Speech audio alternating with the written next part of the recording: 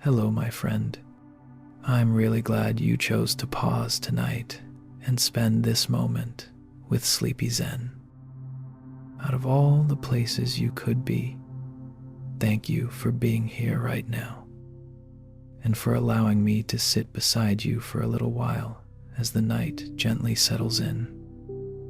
Tonight, listen together to some very soft Buddhist teachings, not to study them correctly and not to understand them deeply, but simply to give the heart a place to rest when anxiety comes knocking. Nighttime has a way of making everything feel clearer. As thoughts begin to circle, uneasiness quietly appears, and the body forgets how to fully let itself down. Buddhism doesn't ask you to end your worries or to become peaceful right away. It only offers a gentle reminder that what you're feeling right now is not wrong. Before we begin tonight's stories, if it feels comfortable for you, you're welcome to share in the comments what time it is where you are right now, and then let everything slow down. I'm here with you. Emily usually went to bed right on time, but sleep never arrived with her. The lights were already off, the window slightly open, and the room was quiet enough for her to hear the wall clock marking each slow second. Yet inside Emily's mind, there was no quiet at all. The moment her body touched the bed, an invisible list would begin to unfold, as if someone had turned on a light in another room. Tomorrow's tasks appeared one by one, without invitation and without order. Things left unfinished today, things waiting early in the morning. Small but stubborn details followed each other endlessly, leaving no space in between. Emily didn't think she was worrying too much. She believed she was simply trying to remember everything, so tomorrow wouldn't feel chaotic. But the longer she lay there, the longer the list became, and the farther sleep drifted away. She had tried many things. Some nights Emily counted her breaths. Other nights she counted numbers, or quietly told herself that everything would be fine. But her mind didn't listen. It continued doing what it always did, checking, reminding, repeating, like an overly devoted gatekeeper who refused to leave even after the shift had ended. Emily began to feel tired, not only from the lack of sleep, but from the constant sense that she had to hold everything in her mind, as if letting go for even a moment would cause it all to disappear. One evening, when the weight of exhaustion was finally heavy enough to slow her down, Emily stopped by a small monastery tucked at the foot of a hill. There was nothing remarkable about it, just a few old wooden buildings, warm yellow lights, and the night wind carrying the scent of trees. Brother Theo had lived there for many years, and Emily had heard that he spoke very little. She didn't come seeking advice, and she wasn't hoping for a way to stop worrying. She simply didn't want to return to the dark room, where the list in her mind was always waiting. Brother Theo listened as Emily spoke, without interrupting, without nodding, and without asking questions. He allowed her words to flow on their own, sometimes quickly, sometimes slowly, as if she were finally setting down a burden she had carried for far too long. When she finished, the room felt quieter, not because anything had been solved, but because there was nothing left to say. Brother Theo stood up slowly, as if there were nowhere else he needed to be.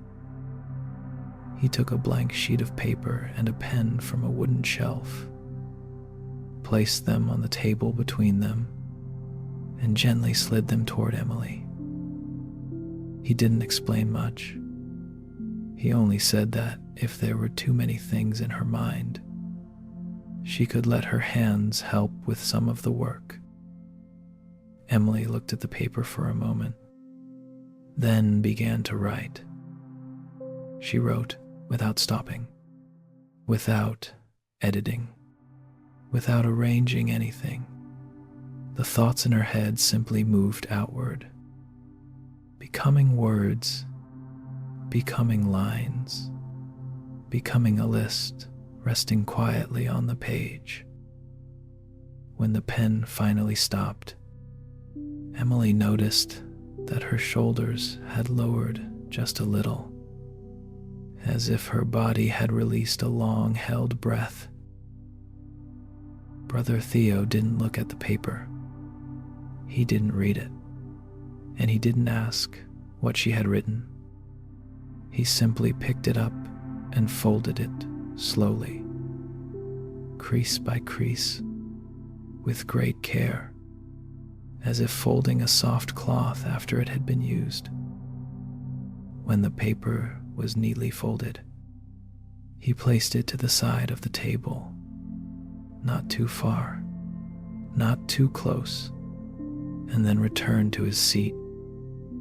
No advice was offered in that moment. There was only silence, long enough for Emily to realize that for the first time that evening, she no longer had to hold the list inside her mind. Emily sat quietly, looking at the folded piece of paper resting on the table, as if something had finally been placed exactly where it belonged. The list was still there. The tasks of tomorrow hadn't disappeared, but they were no longer floating inside her mind. Brother Theo said nothing for a long while. He let the silence spread through the small room, long enough for Emily to notice the subtle changes happening in her body. Her shoulders were no longer pulled up toward her ears. Her breathing slowed, and the constant feeling of having to remember to hold on, to keep checking, began to soften, like setting down a heavy bag after a long walk. Eventually, Brother Theo spoke, his voice very quiet, saying that there are nights when the mind works more than necessary, not because it wants to trouble us, but because it is trying to protect us. It fears that if it lets go, everything will fall apart. But the mind, like the hands, was never meant to grip tightly all day and all night. Sometimes the kindest thing we can do is allow it to rest by placing what it's holding somewhere safe. Nothing needs to be solved right now. Nothing needs to be completed in the mind. Only the knowing that in this moment, we don't have to carry everything. Emily didn't respond. She didn't need more explanation. She simply sat there and let the lightness spread on its own, as if her body understood before her mind could ask. When she left the monastery, night had fully arrived. The small path leading home looked no different than usual, but Emily's steps were slower. She wasn't rushing, and she wasn't thinking about what tomorrow would bring. The list was still there, neatly folded on the paper, but it didn't come with her to bed.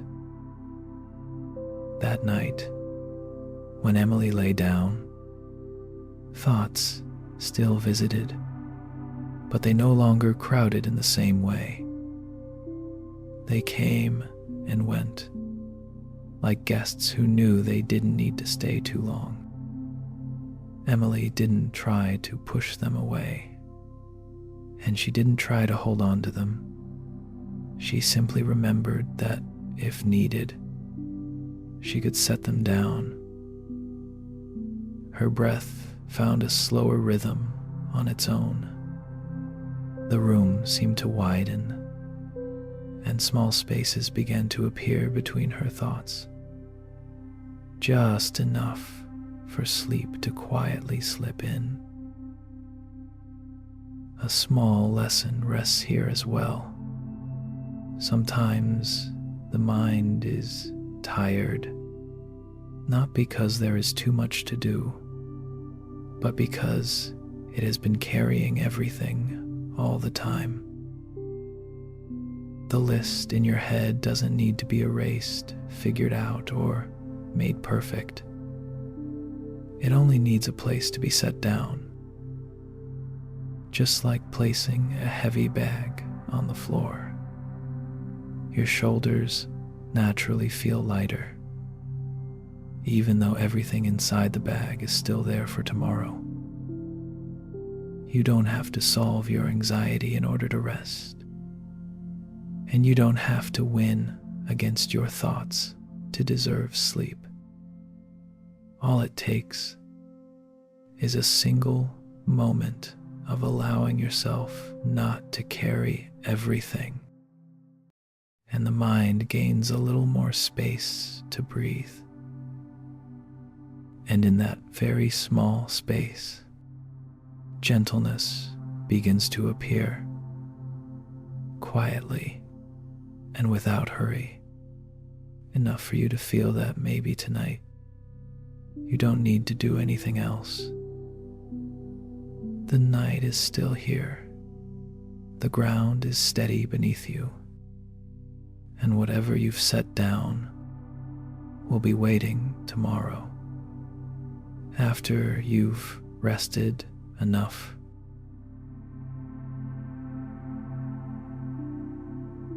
Evelyn woke up very early every morning, earlier even than the sun. Her small bakery sat at the end of a quiet street, where the scent of flour and rising yeast often drifted out before any other doors had opened. Evelyn loved baking, but lately that love had been carrying a familiar tension with it. She wanted every batch of bread to be perfect, rising just right, evenly golden, without even the slightest flaw. And so she stood beside the oven longer than necessary, her eyes fixed on the glass door, her hands constantly adjusting the heat, her ears tuned to the smallest sounds, as if looking away for even a second might cause everything to fail. Some mornings, Evelyn opened the oven door just to make sure the bread was still rising. But each time the door opened, hot air escaped, and she noticed the dough seemed to slow, no longer as full and round as before. Evelyn didn't understand why. she had followed the recipe exactly, even more carefully than usual. Yet the more she tried to control the process, the less satisfying the result became. That feeling stayed with her throughout the day, as if it wasn't only the bread, but her own mind as well, being left in the oven for too long.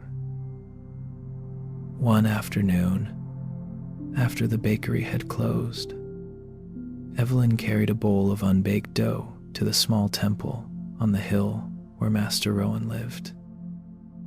She wasn't there to ask for baking advice. She simply wanted to understand why some things, the more we try, refuse to go the way we want them to. Master Rowan welcomed her with a gentle smile, as if he were familiar with questions like this. He didn't look at the dough, and he didn't ask about the recipe. He only invited Evelyn to sit down, poured her a cup of warm tea, and allowed a few quiet moments to pass before speaking. When Evelyn spoke about the slow rising bread, about standing beside the oven all morning, Master Rowan listened in silence. Then, very softly, he asked whether she often opened the oven to check. Evelyn nodded, a little embarrassed. He smiled, without blame, and said that dough, like many things, needs time and a quiet space to do its work. Each time the oven door opens, the process is interrupted, not because something is wrong, but because it is being rushed too soon. Master Rowan didn't teach Evelyn a new way to bake. He only suggested that next time, after placing the bread in the oven, she try stepping back a little. She didn't need to leave, and she didn't need to turn away. She only needed not to open the door. Let the dough be alone with the heat. And with time, Evelyn listened, though a bit of doubt remained. She was used to watching closely, to checking, to making sure everything was going the right way. That evening, back at the bakery, Evelyn prepared a new batch of bread. She followed the same steps as always. But this time, once the bread was in the oven, she didn't stand close by. She sat down on a wooden chair in the corner of the room, rested her hands on her lap, and tried not to look at the clock. Every few minutes, she felt the urge to stand up, to open the oven and check. But then she remembered Master Rowan's words and stayed where she was a little longer. The space in the bakery grew quieter. The oven hummed softly. The smell of bread slowly filled the air. And for the first time in many days, Evelyn did nothing at all. She simply sat there, waiting without controlling, allowing time to move in its own way. Evelyn sat quietly on the wooden chair, her hands resting lightly on her lap, her eyes no longer fixed on the oven door the way they usually were.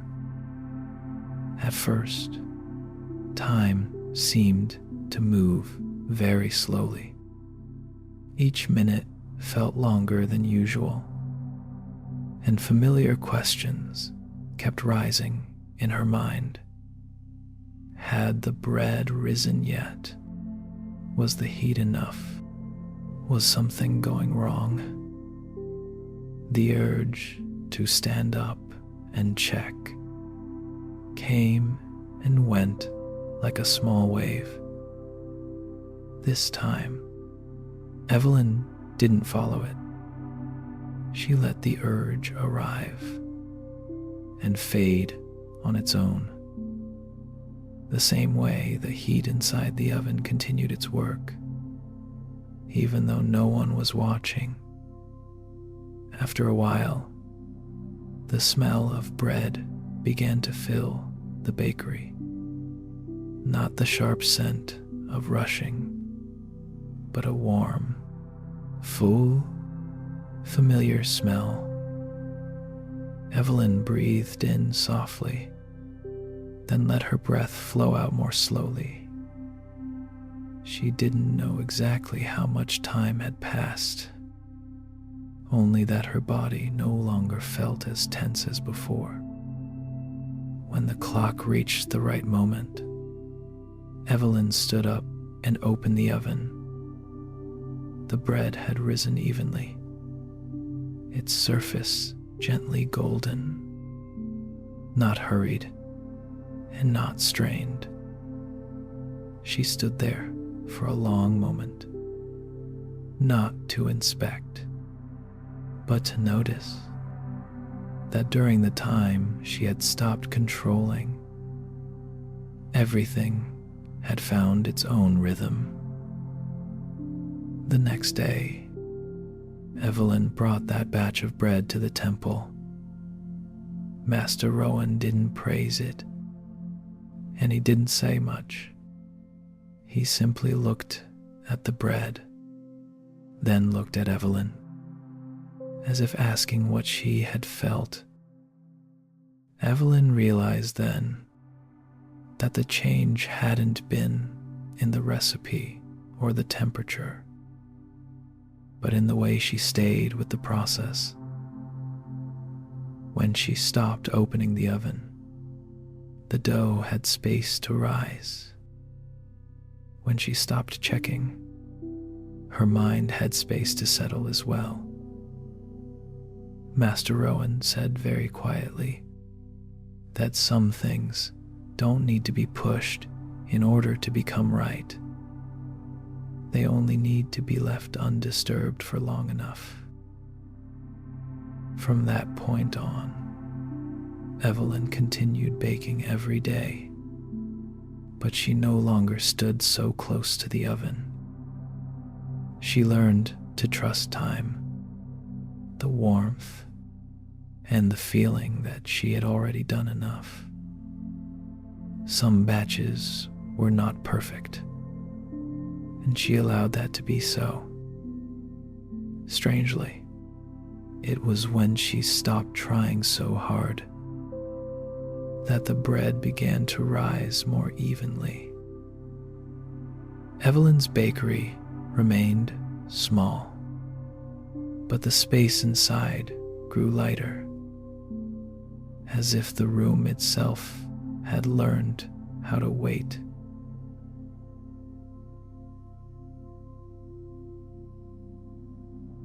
Some things in life are like dough in the oven. They need quiet time to rise, not because you are neglecting them, but because you have already done your part.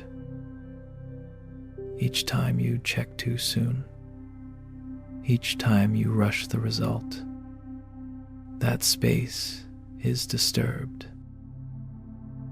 Your mind is the same. It doesn't settle when it is forced to be calm. It settles when it is trusted. You don't need to keep opening the door to prove that you care.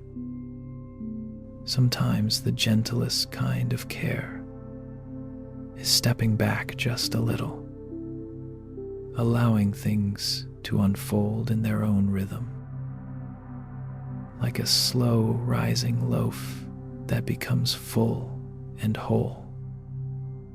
Peace arrives when you stop watching so closely.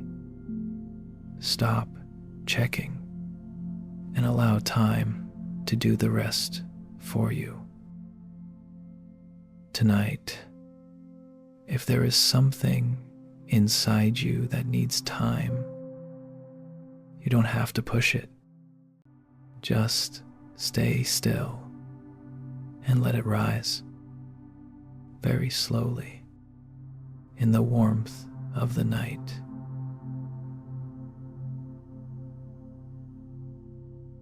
Daniel had been listening to the sound of rain to fall asleep for a long time.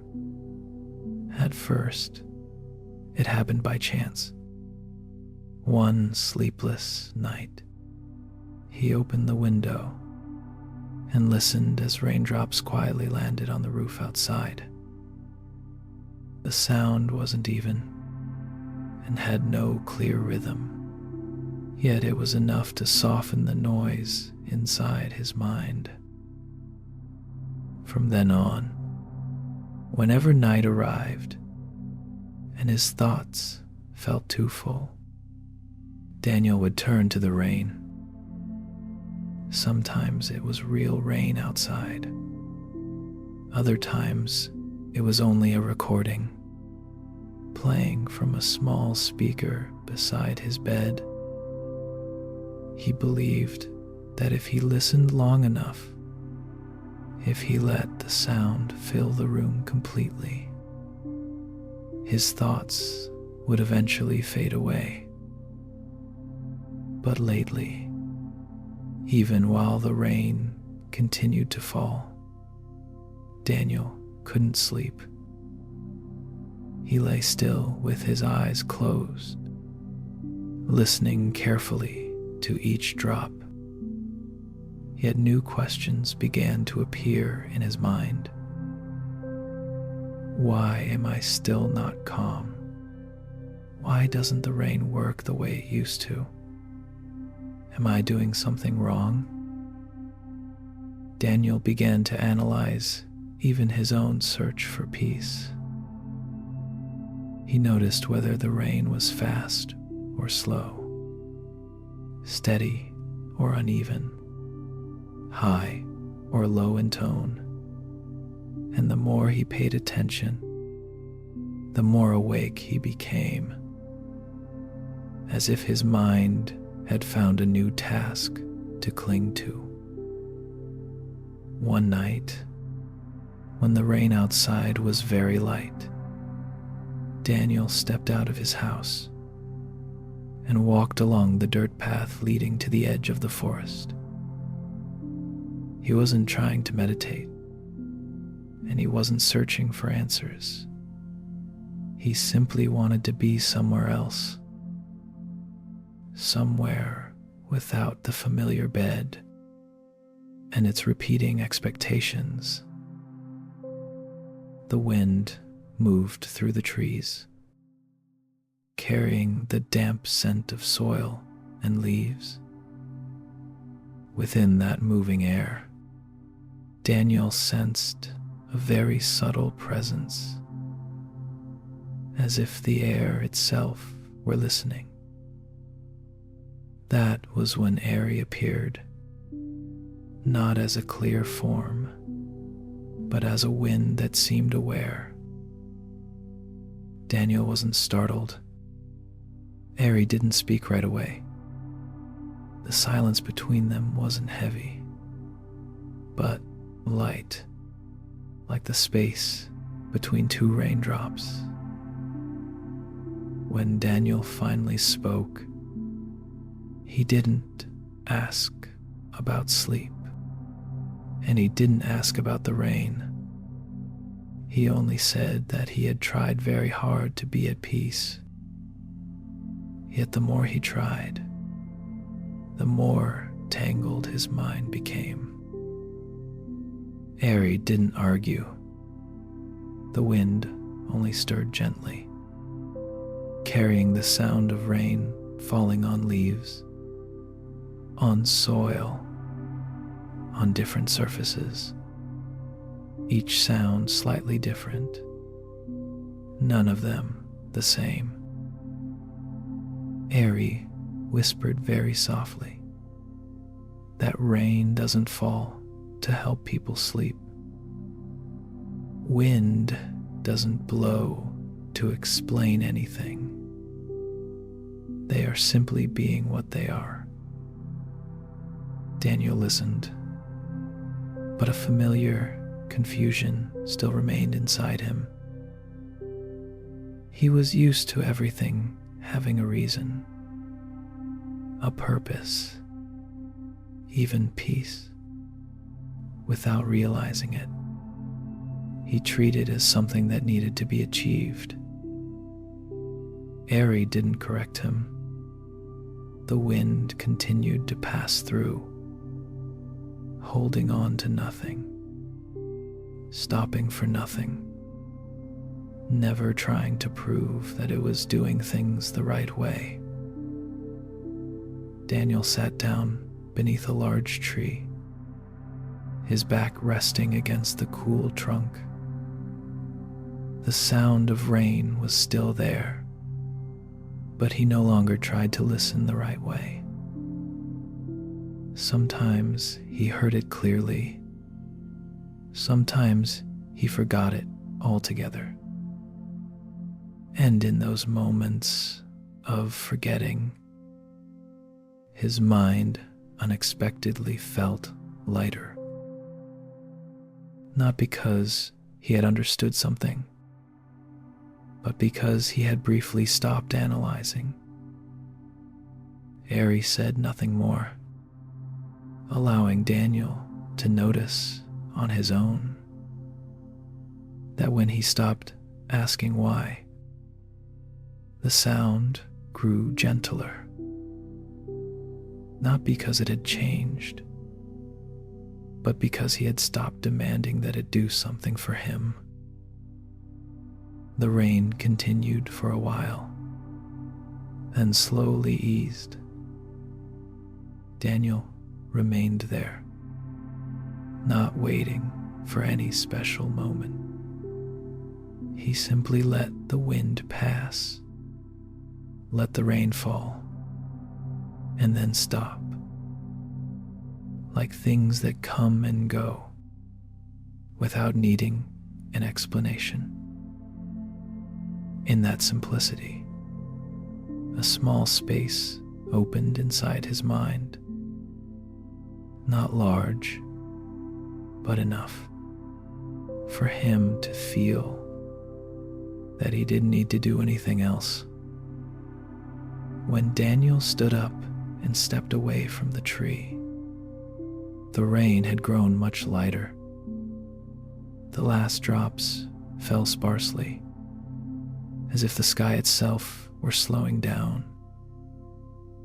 He walked home in silence, carrying no questions with him, and making no effort to hold on to what had just appeared. The familiar dark path felt longer than usual, but not heavy. The wind stayed beside him, saying nothing and offering no direction, simply present, as if being there was enough. When Daniel lay down in bed, he didn't turn on the sound of rain like he usually did. Not because he no longer needed it, but because he didn't feel the need to prepare anything for sleep. The room remained quiet, filled only with the soft sound of his own breathing.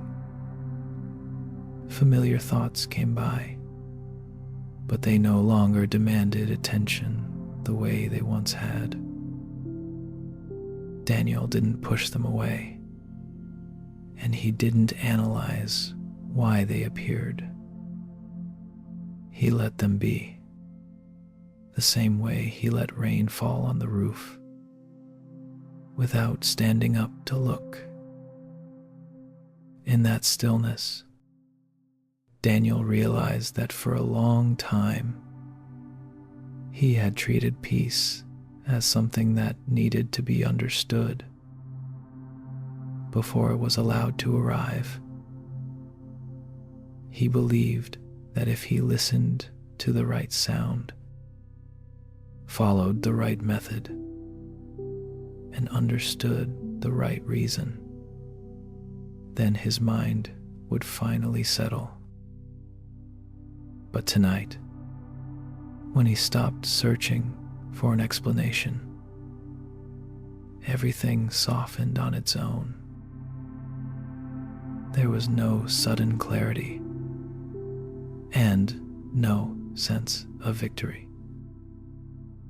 Only a very small settling, just enough for him to stop standing guard over his own sleep. The wind outside the window stirred gently, carrying the cool air of the night. Daniel thought of Eri, not as an image, but as a feeling that had always been there.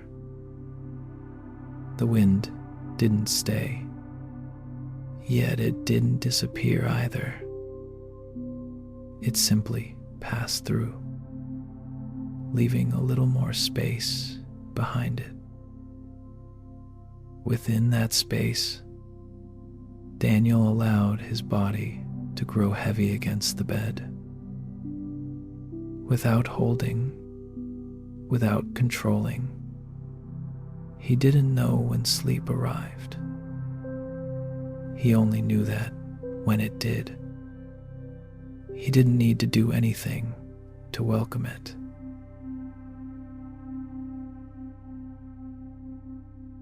Sometimes we search for peace with great effort. We listen to the right sounds, create the right space, choose the right approach, and wait for a certain feeling to appear.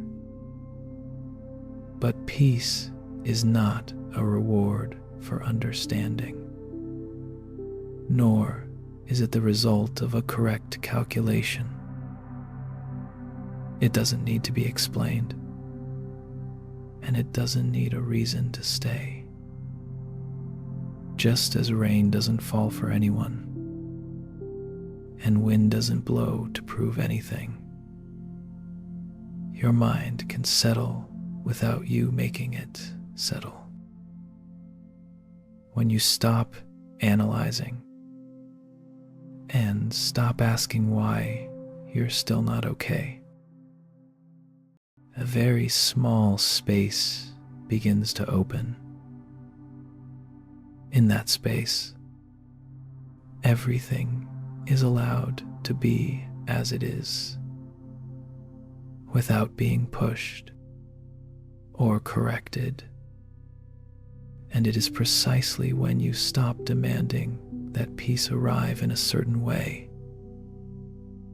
that it appears very gently, just enough for the night to hold you and carry you deeper into sleep.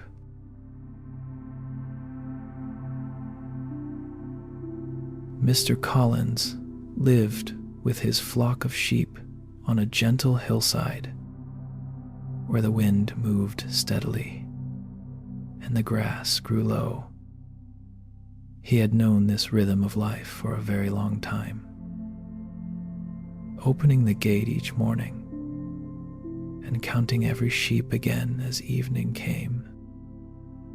His flock wasn't large, yet he remembered every gate and every sound as if they were extensions of himself. So when one small sheep wandered off late one afternoon, Mr. Collins noticed immediately.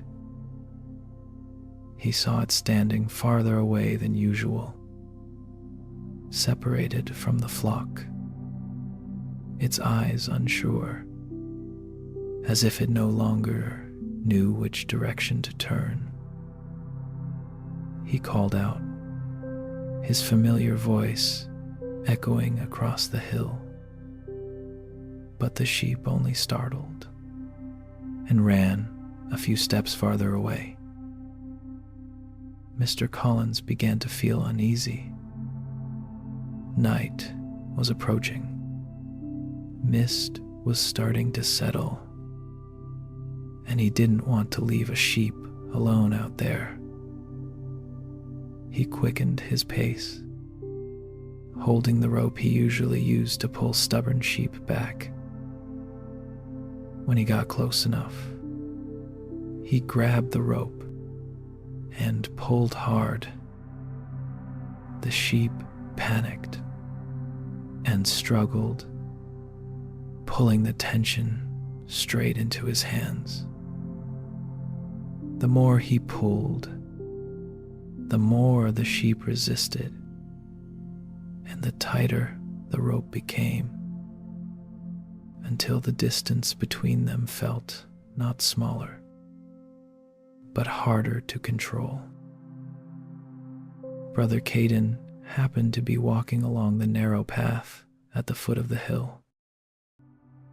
He had lived for many years in the nearby monastery and was used to taking slow walks each evening. When he saw Mr. Collins struggling with the sheep, he didn't rush in.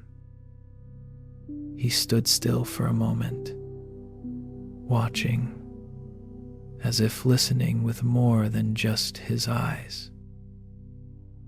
Then he walked up the hill, neither fast nor slow, his voice so soft it nearly blended with the wind. Brother Caden didn't tell Mr. Collins what to do. He simply asked for the rope. Mr. Collins hesitated, then handed it over.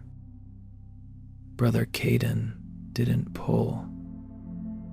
He held the rope loosely, just enough for the sheep to sense a presence, but not enough to create pressure.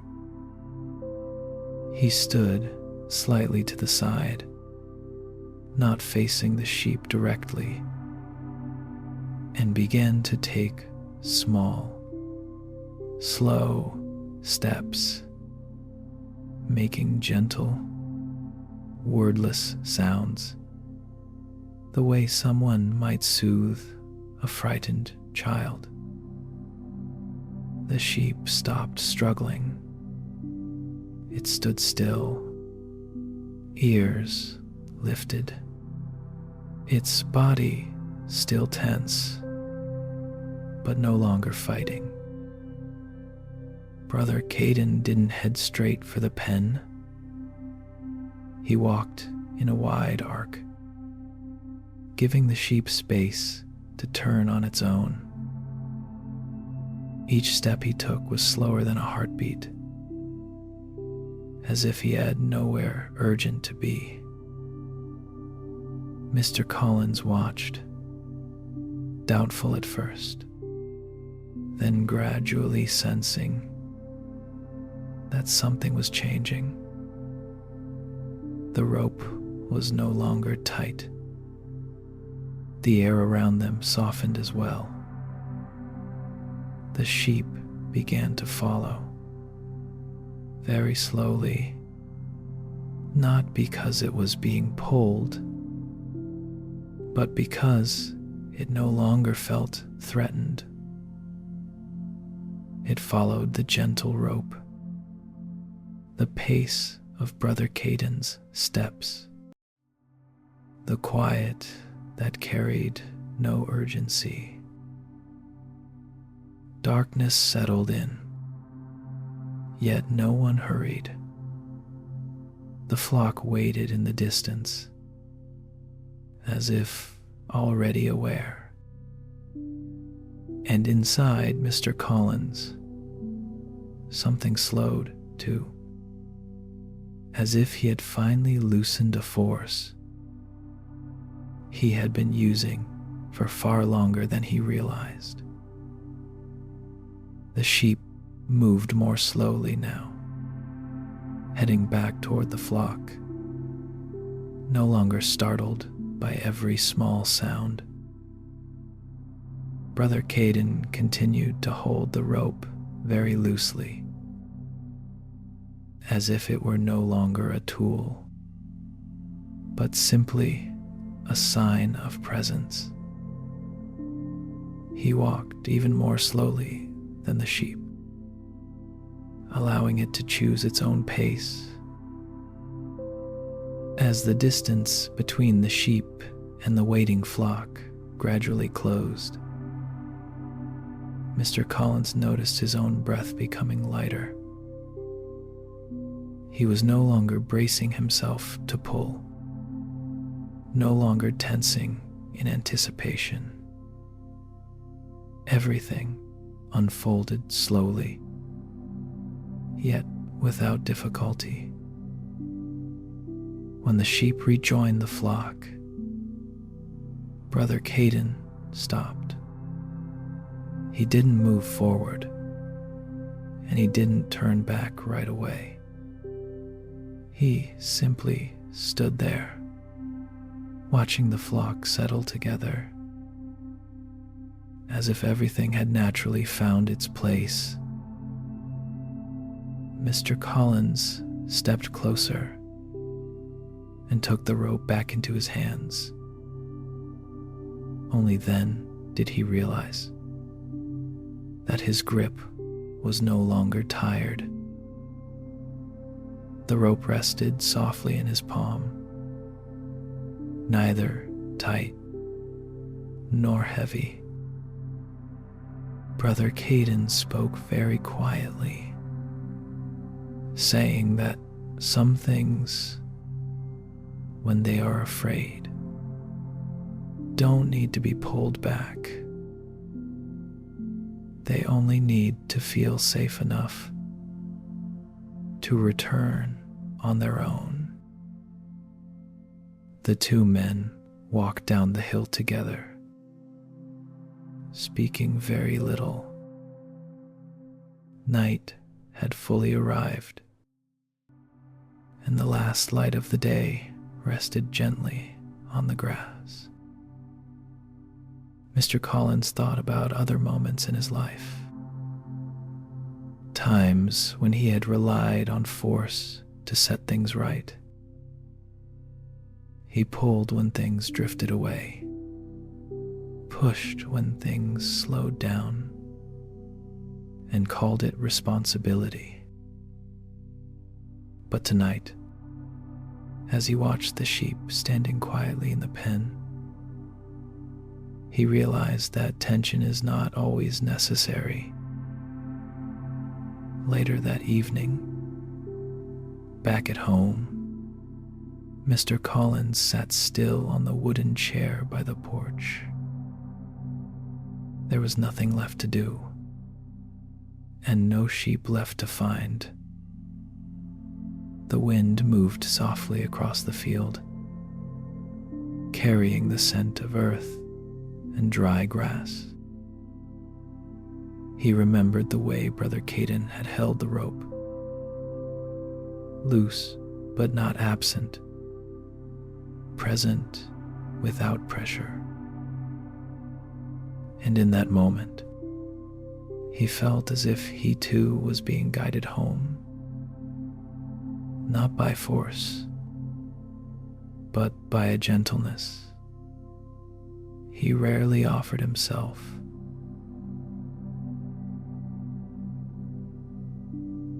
Some parts of us, when they are afraid, don't need to be dragged back into place. The more force we use, the more they struggle, and the farther away they seem to go. Like the lost sheep on the hill, what they need is not a tight rope, but a presence gentle enough for fear to soften. Your mind is the same. It doesn't return when it is pushed to be calm, but when it is allowed to slow down in a sense of safety. Sometimes releasing force doesn't mean abandoning what we care about. It means choosing a softer way to stay close. And when you stop pulling, stop tightening, stop using strength against yourself, the parts that feel lost will begin to find their way back, very slowly and very gently, at a pace they can endure. Tonight, if something inside you feels afraid, you don't need to pull it back. Just stay near, stay soft, and let it take its own steps.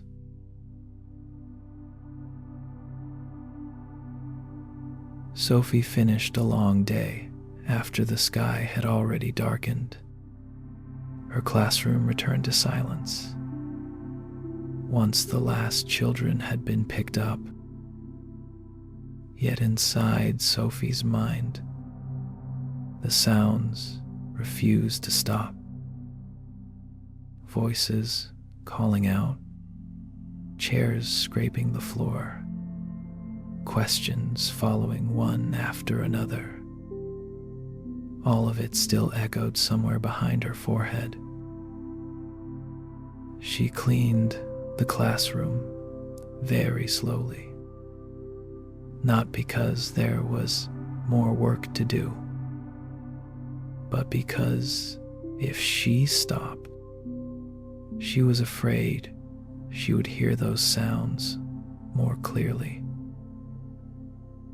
Sophie loved her work, yet there were days when that love left her more tired than she expected. That evening at home, Sophie tried to sit still, but her mind remained noisy. She noticed that even though the room was quiet, her thoughts were still teaching. They replayed moments from the day, wondering whether she had been patient enough, whether any child had been overlooked in the rush. Sophie didn't call this anxiety. She simply thought of it as responsibility. But when night came, that responsibility refused to fall asleep with her. One evening, on her way home, Sophie stopped by a small monastery beside a lake. She had heard that Sister Arya often sat there in the evenings, doing nothing at all, simply watching the surface of the water. Sophie didn't bring a specific question with her. She only felt that her mind was too full. Sister Arya greeted her with a gentle nod, as if there was no need to know why she had come. They sat beside each other in silence. The lake before them was calm, reflecting the fading light of the late afternoon. After a while, Sophie spoke. She said that even though everything around her had grown quiet, her mind was still full of noise. Sister Arya didn't answer right away. She picked up a small pebble from the shore and gently dropped it into the water. Ripples spread outward, round and even, then slowly disappeared. Sister Arya said that the lake doesn't try to make itself smooth. It simply doesn't stir itself further. Sophie watched the ripples fade. She realized that all day long, she had been stirring her own mind with repeated thoughts, not because they were needed, but because she hadn't allowed herself to stop. Sister Arya didn't tell Sophie what to do with the sounds in her head. She only suggested that tonight, if they appeared, Sophie could let them be like ripples on the water. There was no need to clear them away or push them aside, only not to throw in another stone. The two of them sat there for a long time. A soft breeze moved across the lake, carrying cool air with it. Sophie felt her shoulders lower, very slowly. The sounds in her mind were still there, but they no longer crowded each other. They came and went, like small ripples, appearing and fading on their own. Sophie didn't try to quiet them. She simply sat there, looking at the lake before her, and allowed the stillness outside to gradually move inward. When Sophie left the edge of the lake, night had fully settled in. The path home looked no different from any other day, yet her steps were slower, as if there were no longer any reason to hurry. The sounds in her mind were still there, but they no longer pressed closely against one another. They were more spaced out now, leaving enough room for Sophie to realize that she didn't need to respond to everything right away. She remembered the small pebble falling onto the lake, the way the ripples spread and then faded on their own, without anyone needing to intervene. Back at home, Sophie didn't turn on the bright lights. The soft glow of a small lamp in the living room was enough. She sat down without picking up her phone, and without thinking about what tomorrow might bring. Images from the day still passed through her mind. Children laughing, voices calling out, chairs being moved, but they arrived more gently. Sophie didn't try to push them away. She let them drift across her awareness, like wind gliding over the surface of water, without leaving a lasting mark. When she lay down in bed, Sophie noticed that for the first time in many days, she wasn't carrying the entire classroom with her into sleep.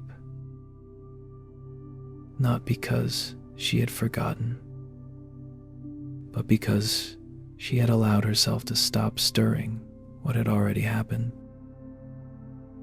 Thoughts still had their voices, but they no longer demanded her attention. Her body gradually grew heavier. Her breathing slowed, and the space between her thoughts widened, just enough for quiet to find its way in. Outside, the wind moved softly through the trees. Sophie didn't listen for each sound, and she didn't need to tell them apart.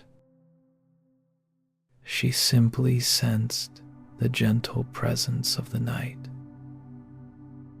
In that very small moment, Sophie understood that stillness is not the absence of sound,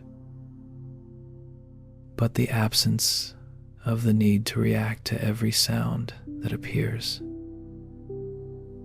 When no new pebble is thrown, the surface of the lake naturally knows how to become calm again.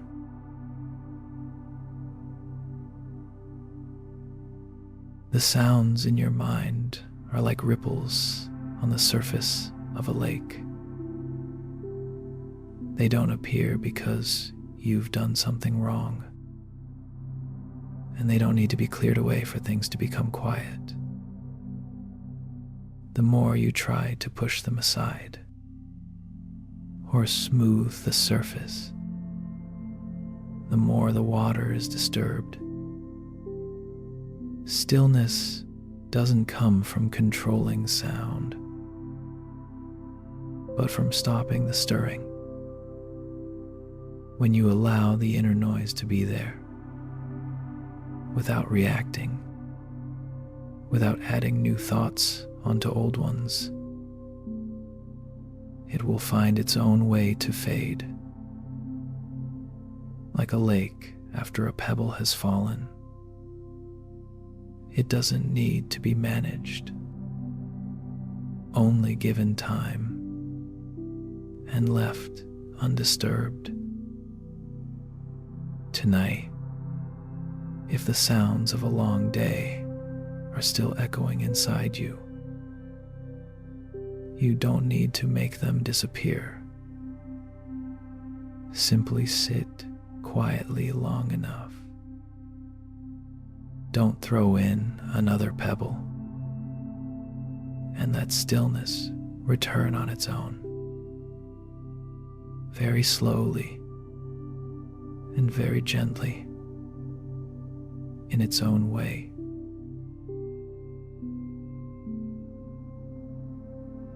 Grace lived in a small wooden house at the edge of the village, where evening arrived early, and the scent of plants always lingered in the air. She had been brewing herbal tea for people who struggled to sleep for many years. On the wooden shelves in her small kitchen, glass jars stood neatly in rows, filled with dried flowers, dried leaves, and roots that had been left under gentle sunlight. Grace knew each one well, which herbs softened the breath, which warmed the body, which needed only their scent to make the heart slow down.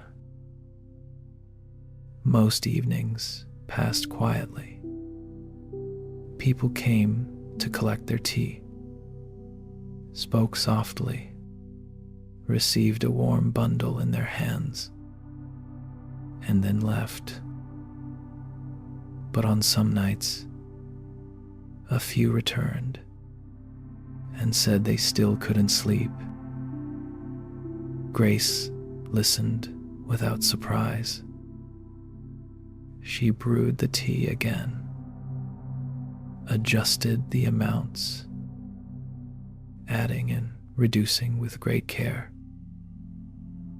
Inside her was a very gentle wish that the person before her would be able to rest. Yet it was that same wish that on quiet nights led Grace to wonder, whether she had done enough.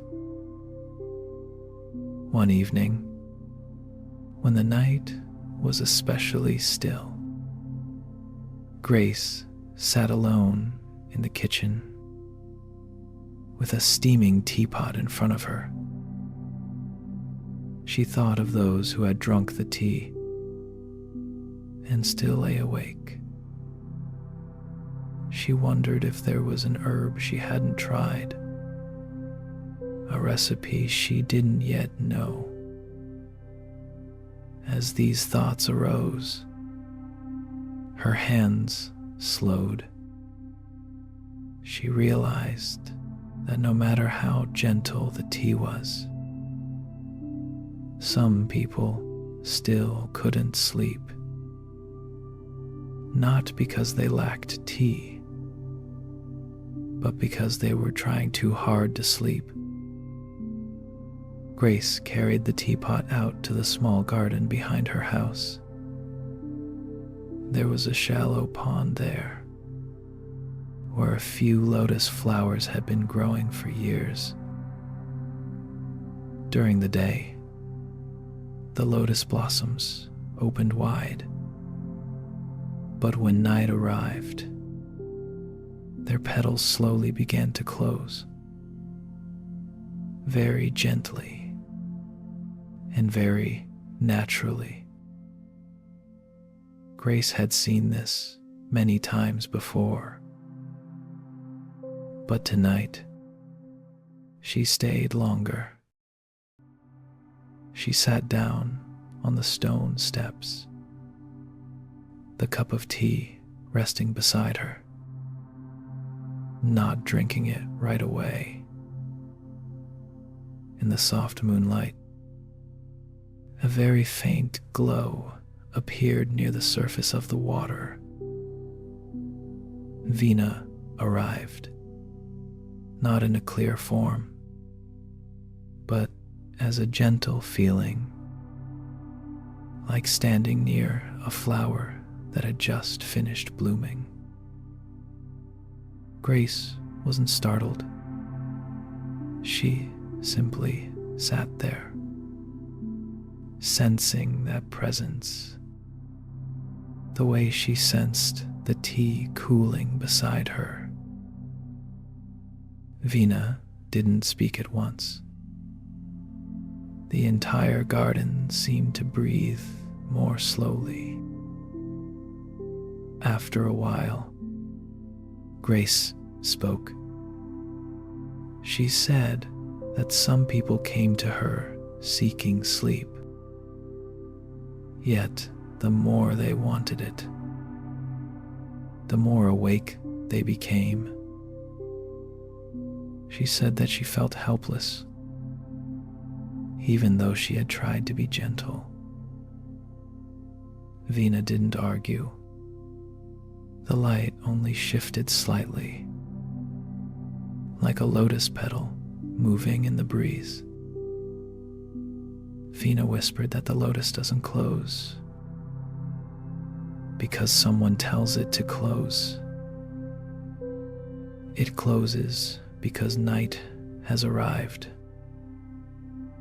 There is no command in that process, only a natural harmony between the flower and time. Grace watched the petals slowly folding on the surface of the pond. None of them hurried, and none were left behind. They closed in their own rhythm, slow and even.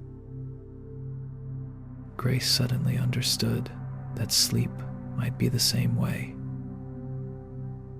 It doesn't come when we command it, and it doesn't come when we try to follow every step correctly.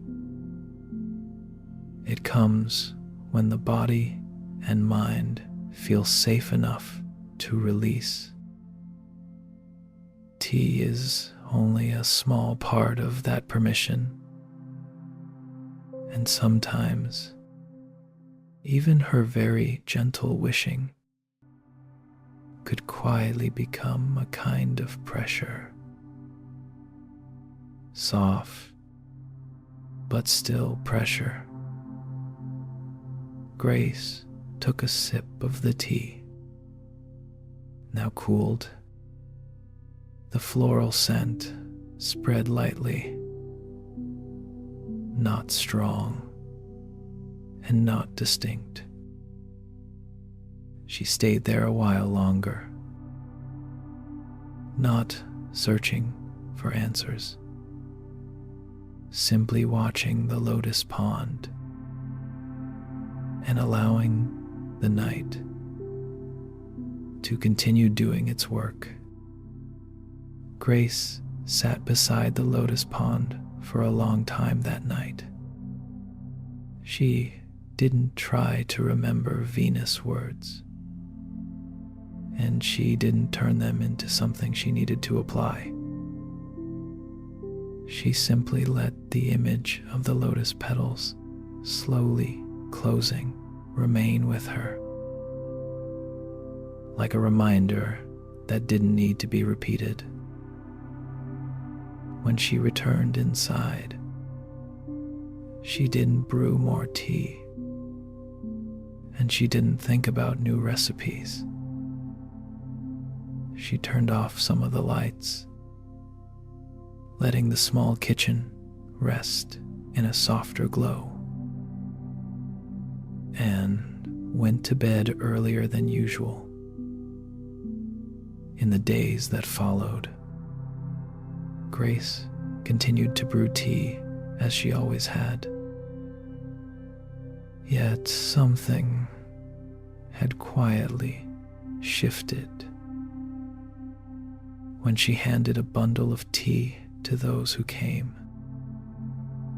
She no longer added instructions on how to drink it correctly, and she no longer waited for results. She simply said that if they wished, they could drink the tea after lying down, or even just place the cup nearby and let the scent fill the room. She allowed each person to find their own rhythm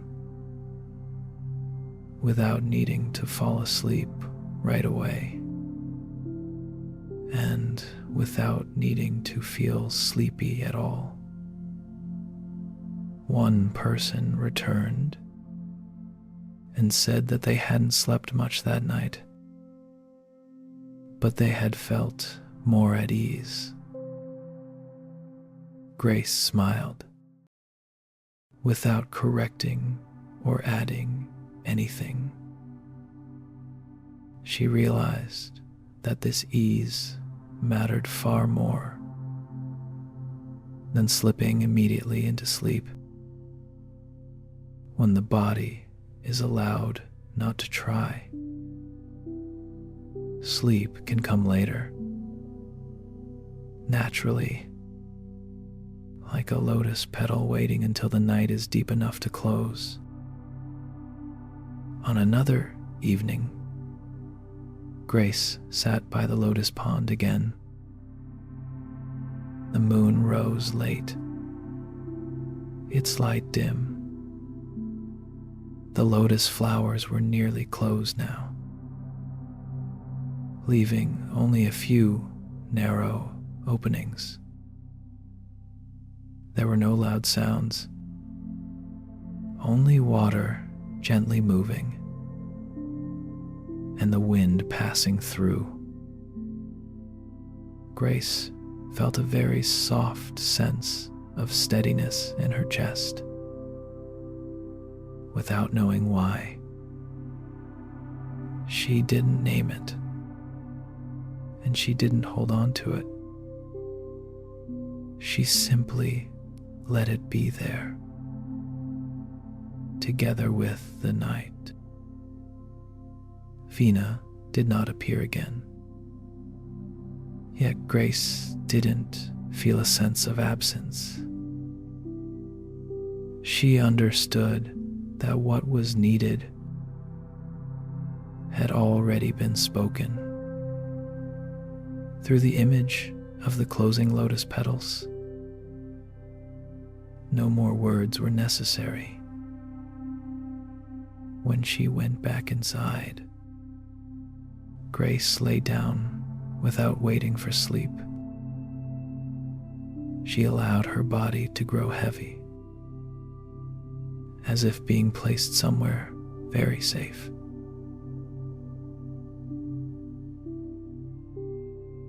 Sleep is not a task to be completed. It doesn't arrive because you have done everything right. And it doesn't leave because you have done something wrong.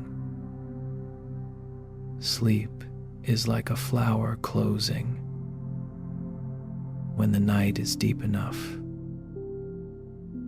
without commands and without pressure. When you try to sleep, you are unknowingly gripping what needs to be released. But when you allow yourself simply to rest, to be still, to achieve nothing at all, the body begins to feel safe. And within that feeling of safety, sleep has space to appear, just as the lotus doesn't close, according to the will of the observer.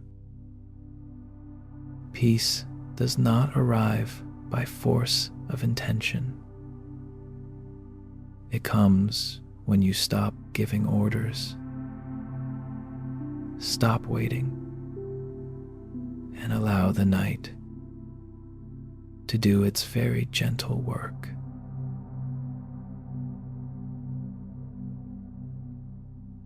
Jonas had worked with wood since he was very young. His hands were familiar with the scent of sap, with the sound of the plane scraping across a rough surface, with the feeling of each grain slowly revealing itself beneath the initial harshness. He loved the work, yet because of that love, Jonas often found himself growing impatient when the wood didn't move the way he wanted it to. Some pieces were harder than usual, their grain twisted, their surfaces coarse, growing no smoother no matter how much he planed. On days like that, Jonas felt his shoulders tighten, his jaw clench, and each stroke of the plane carried more force than was needed. That afternoon, Jonas brought one such piece of wood to the small workshop behind the monastery, where Master Linden lived. He had tried many times, changed blades, adjusted angles, yet the wood remained rough,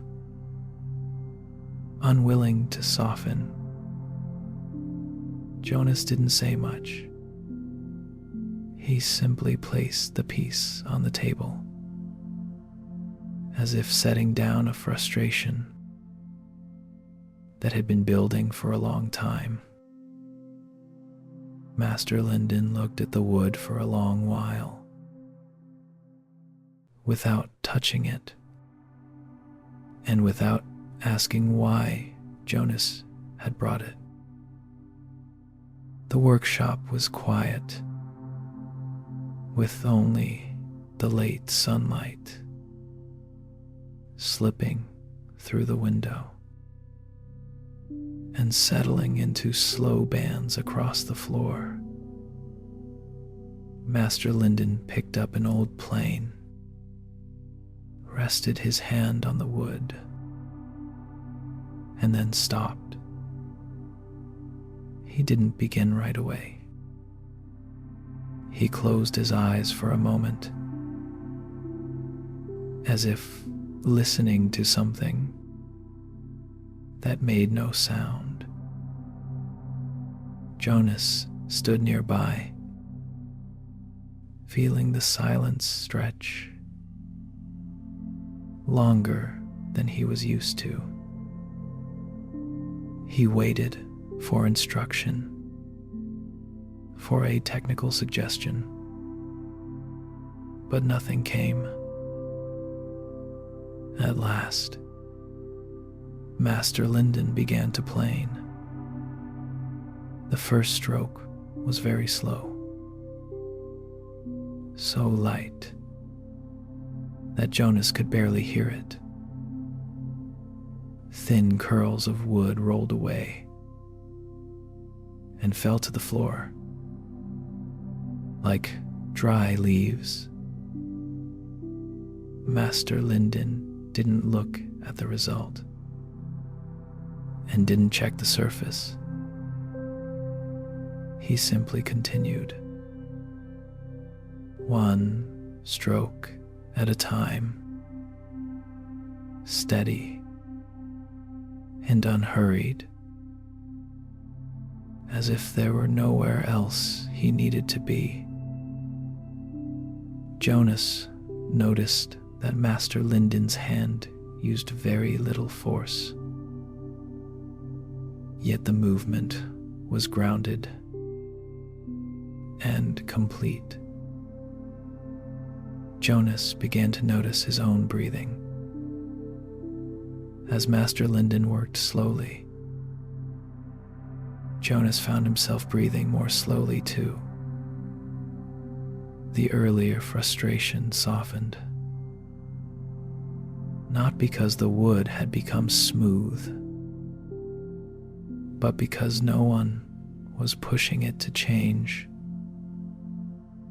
After a few strokes, Master Linden stopped and set the plane aside.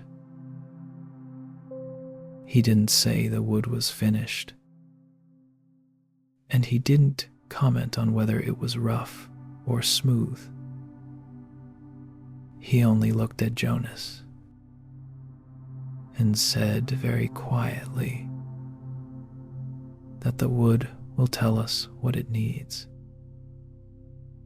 if we are slow enough to listen.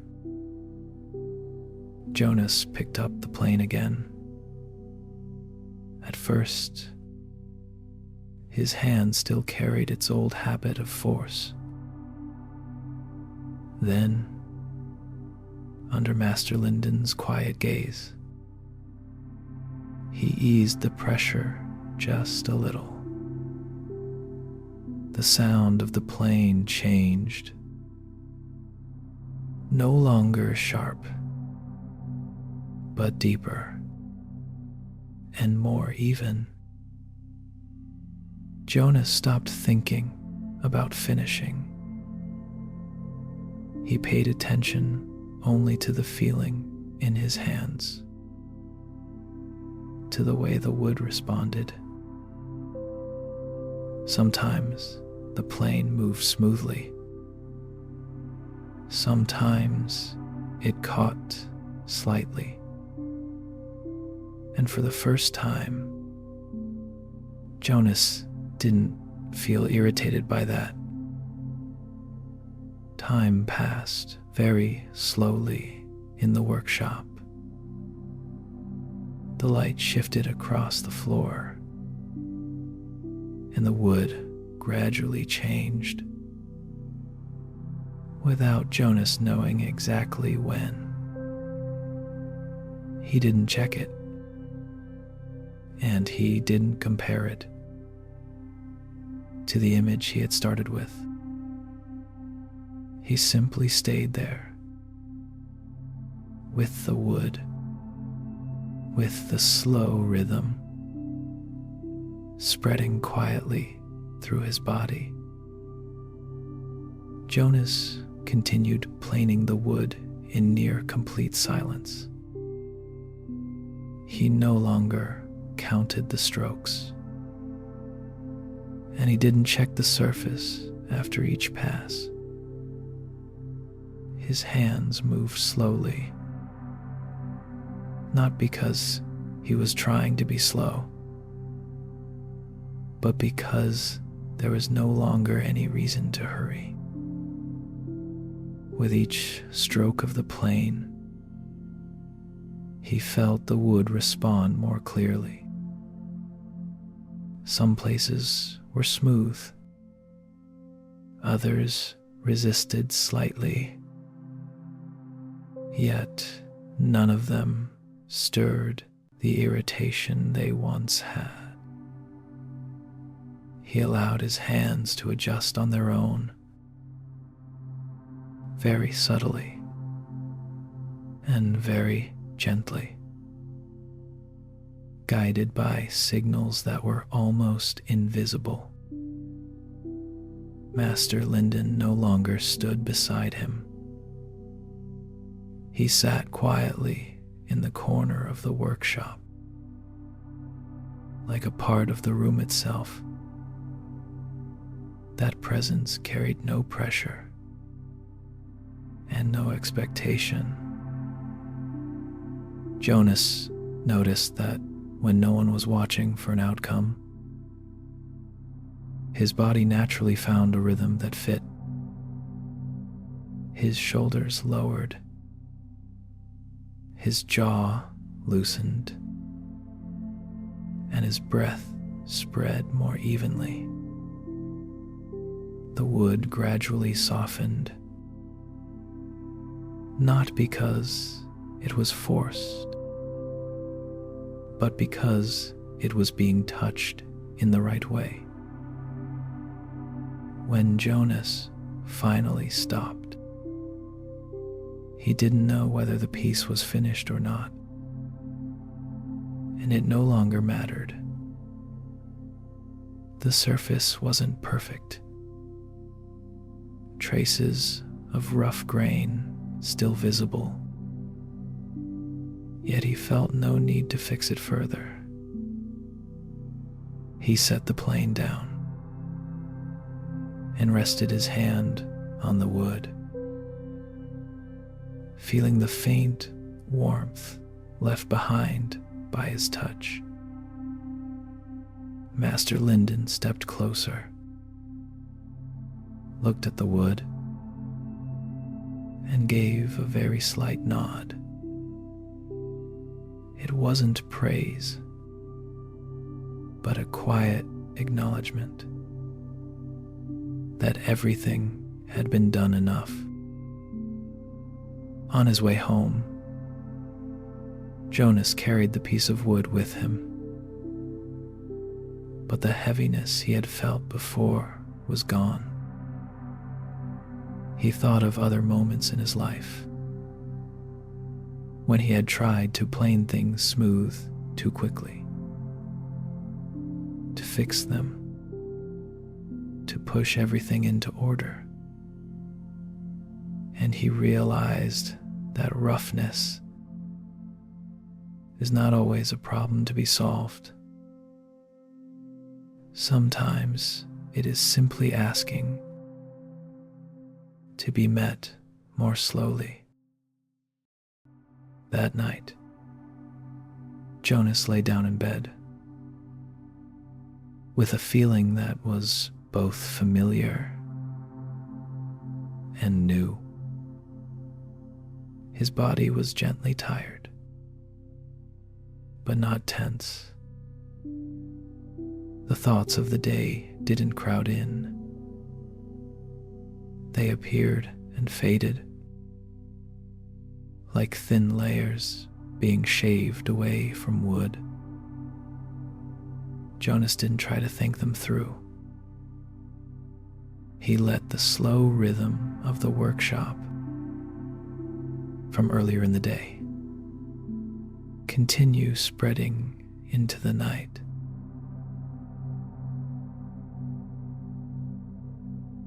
some things inside you feel rough, not because you have done something wrong, but because you are moving too fast. When you push, use force, or try to fix things quickly, the roughness only hardens. But when you slow down, listen, and touch things with patient kindness, they begin to soften, not because you have defeated them, but because you have stopped fighting them. Like the piece of wood beneath Jonah's hands, your mind has its own rhythm. When you allow yourself to move slowly, breathe slowly, and stop aiming for a perfect surface, the roughness eases on its own. And within that slower rhythm, you don't need to do anything more to deserve rest.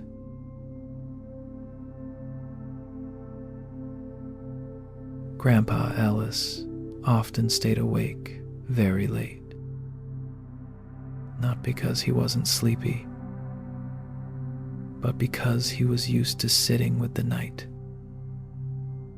until it passed on its own.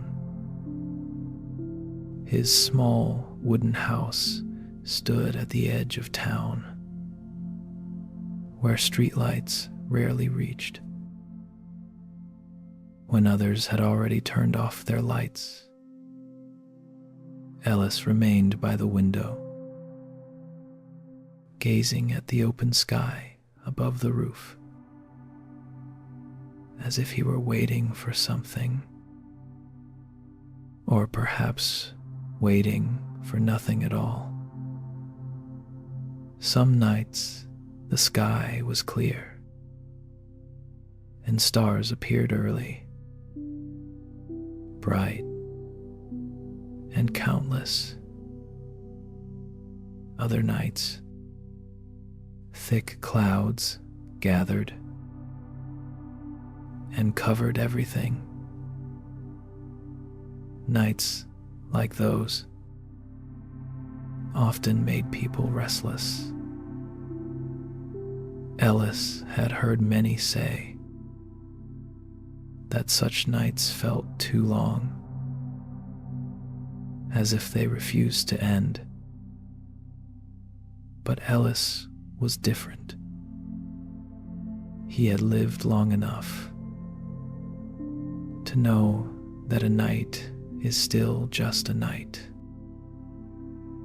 no matter how long it seems to stretch. One evening, when clouds fully covered the sky, Ellis felt a familiar weariness in his chest. It wasn't the tiredness of work, but the tiredness of waiting. Waiting for light, waiting for morning, waiting for a lighter feeling to arrive. He sat there with his hands resting on his thighs, his breath slow, yet his mind still wandering.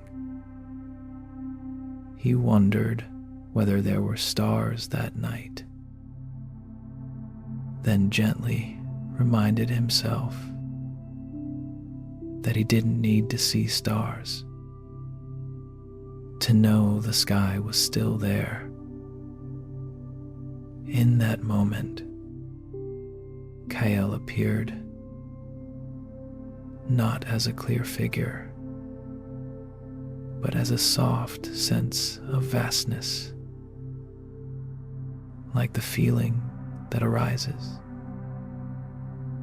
when you look up and suddenly feel smaller KL didn't enter the room and didn't stand outside the door. Kyle's presence felt as though the sky itself had come a little closer. Ellis didn't turn around. He simply knew that he was no longer sitting alone. Kale whispered that on some nights, people look at the sky and believe it has disappeared simply because they can't see the stars. But the sky has never gone anywhere. The clouds are only passing through.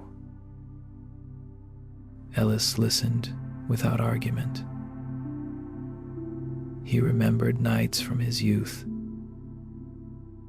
when he too had been restless, when he had believed that if he couldn't see the light, he must be lost. Ellis stood up, opened the door, and stepped onto the porch. The night air was cool and deep. The sky above was dark and dense. Not a single star in sight. Kale didn't point upward and didn't tell Ellis to look more closely. That presence only widened the space around him, as if reminding him that even when the eyes can't see,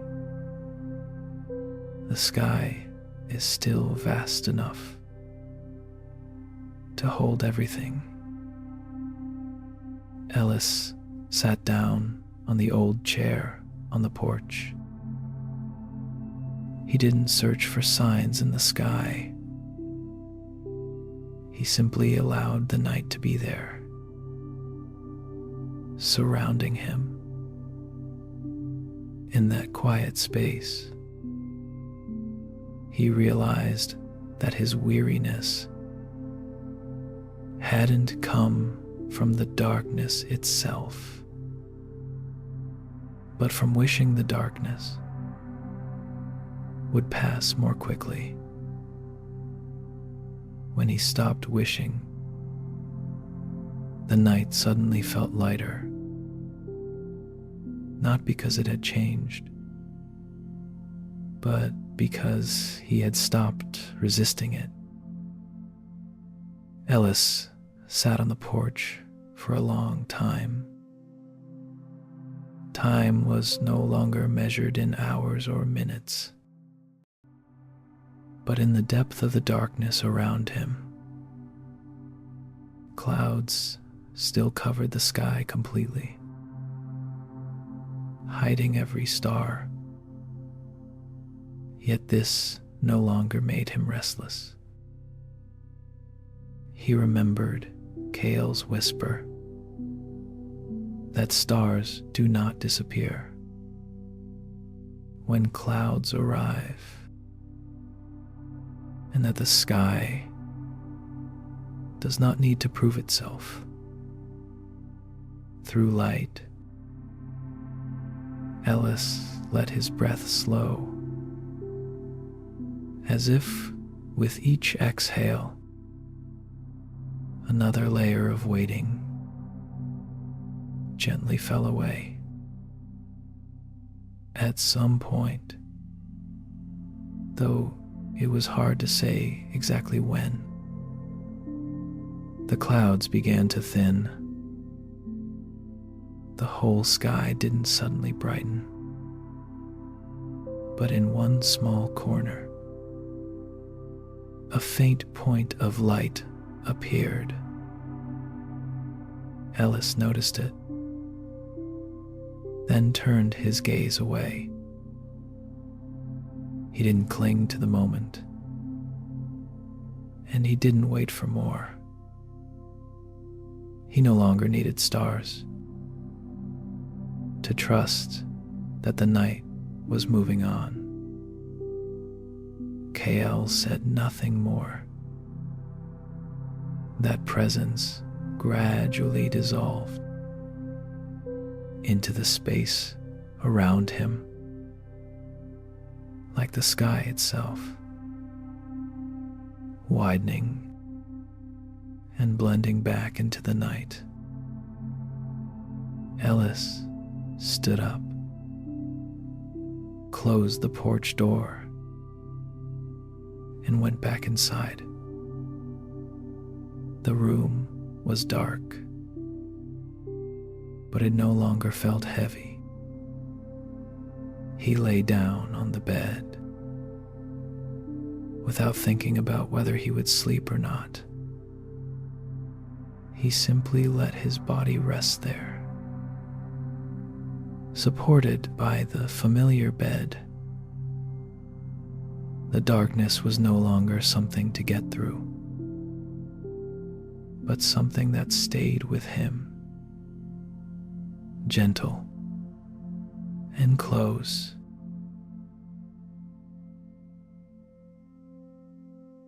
Some nights in life feel longer than others, not because they hold more hours, but because they carry more waiting. We wait for light. We wait for a lighter feeling. We wait for anxiety to fade. But anxiety is like clouds in the sky. You don't need to push it away. And you don't need to wait for it to clear before you are allowed to rest. The sky is still there, even when you can't see the stars. Peace is not about light appearing at the right moment, but about trusting that darkness cannot take away the vast space within you. When you stop seeing the night as something to overcome, it becomes just a night. And in that simplicity, the body and the mind begin to loosen, as if finally allowed to rest within the darkness itself.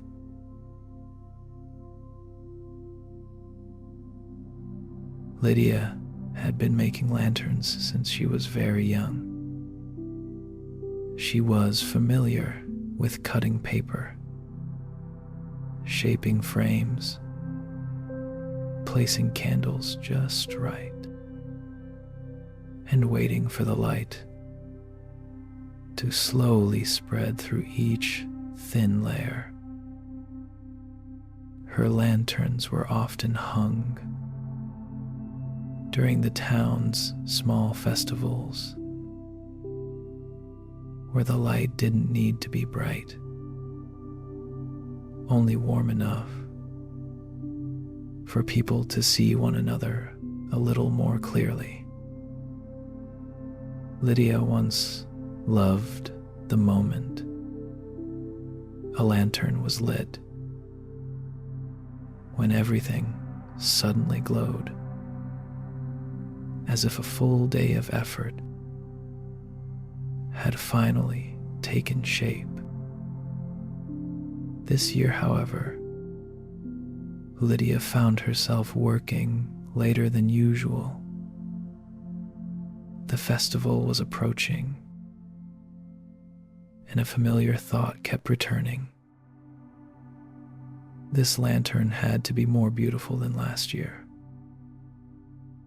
No one had asked this of her, yet she carried it herself.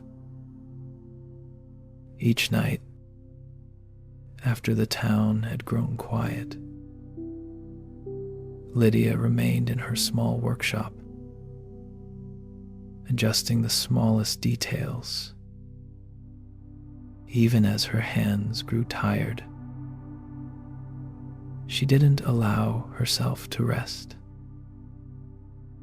as if resting meant letting go of her own worth. That night, Lydia held a lantern she had just finished and hung it on the wooden hook outside the workshop. She meant to light the candle and check the glow, but she stopped. Something inside her no longer wanted to see that light. Not because it wasn't good, but because she was too tired to prove that it was. Lydia sat down on the doorstep, leaving the lantern there, unlit, simply a quiet shape in the darkness. Old Marin happened to pass by just then. He had lived in the town for so long that no one quite remembered when he began his slow evening walks around the square. Marin looked at the lantern, then at Lydia. He didn't ask why it hadn't been lit. He simply sat down beside her, as if it were the most natural thing to do. After a while, Lydia said she was afraid her light was no longer beautiful enough. She feared that if the lantern didn't shine like it had the year before, people would notice how tired she had become. Old Marin listened without smiling and without offering comfort. He only looked at the lantern, hanging quietly in the dark, and said very softly that a lantern doesn't need to shine all night to prove anything. Sometimes being hung and left unlit is already enough. Lydia heard his words, though she didn't fully understand them yet. She only felt something soften inside her chest. The night breeze moved gently, causing the lantern to sway slightly. Even without light inside, Lydia watched that movement and realized that even unlit, the lantern was still present, still had its place within the dark space around it. Old Marin stood up first and nodded slowly to Lydia. He didn't give advice, and he didn't turn back. Lydia remained there, alone, sitting with the unlit lantern. The night continued to pass, without urging and without waiting. And for the first time in many days, Lydia didn't do anything more. She simply sat there, letting the light not appear and allowing her body to dim a little as well. Lydia stayed seated a little longer in front of the workshop. The lantern still hung there, unlit, unchecked, and not needing to be looked at again. The darkness around it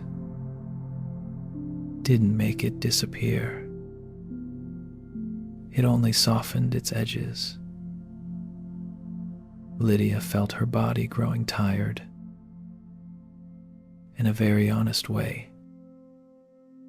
Not the kind of tiredness that needs to be pushed through, but the kind that needs to be set down. She leaned back against the doorframe, letting her shoulders slide down, letting her hands rest quietly in her lap, no longer holding any tools.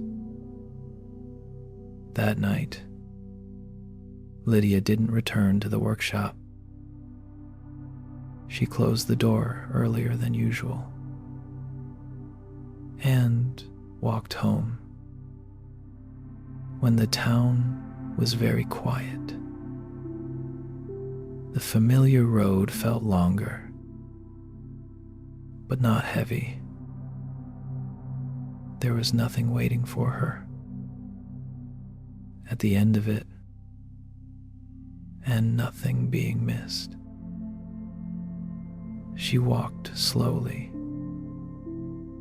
as if each step were permission not to prove anything more. The next morning, Lydia woke later than she usually did. The early light entered the room softly, without harshness. She didn't rush to think about lanterns, and she didn't immediately check unfinished tasks. She simply sat for a while, feeling that her body had been given a little more rest. And in that rest, Lydia realized that what she had needed most in the past days wasn't a brighter light, but a dark space that felt safe enough for her to stop. When she returned to the workshop, Lydia saw the lantern still hanging by the door. It was still unlit, yet she didn't feel a lack. She hung a few more lanterns beside it, also unlit. A row of lanterns stood quietly in the shade, not glowing, but very real. Old Marin passed by and saw the scene without saying anything. He only offered a very gentle smile, as if he knew that Lydia had found her place of rest. When the night of the festival arrived, the lanterns were lit one by one, not all at once. Some glowed early, others later. The lantern Lydia had made the night before was hung a little higher, and she lit it very late. The light inside was soft, not bright, but enough to reveal a face that had been allowed to rest. Lydia stood there, without waiting for anyone's comment. She looked at the small light, then turned away, knowing she didn't need to stay and watch it shine.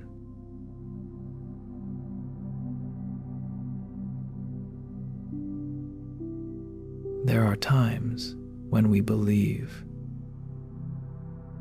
we must always be shining to have value, to be good enough,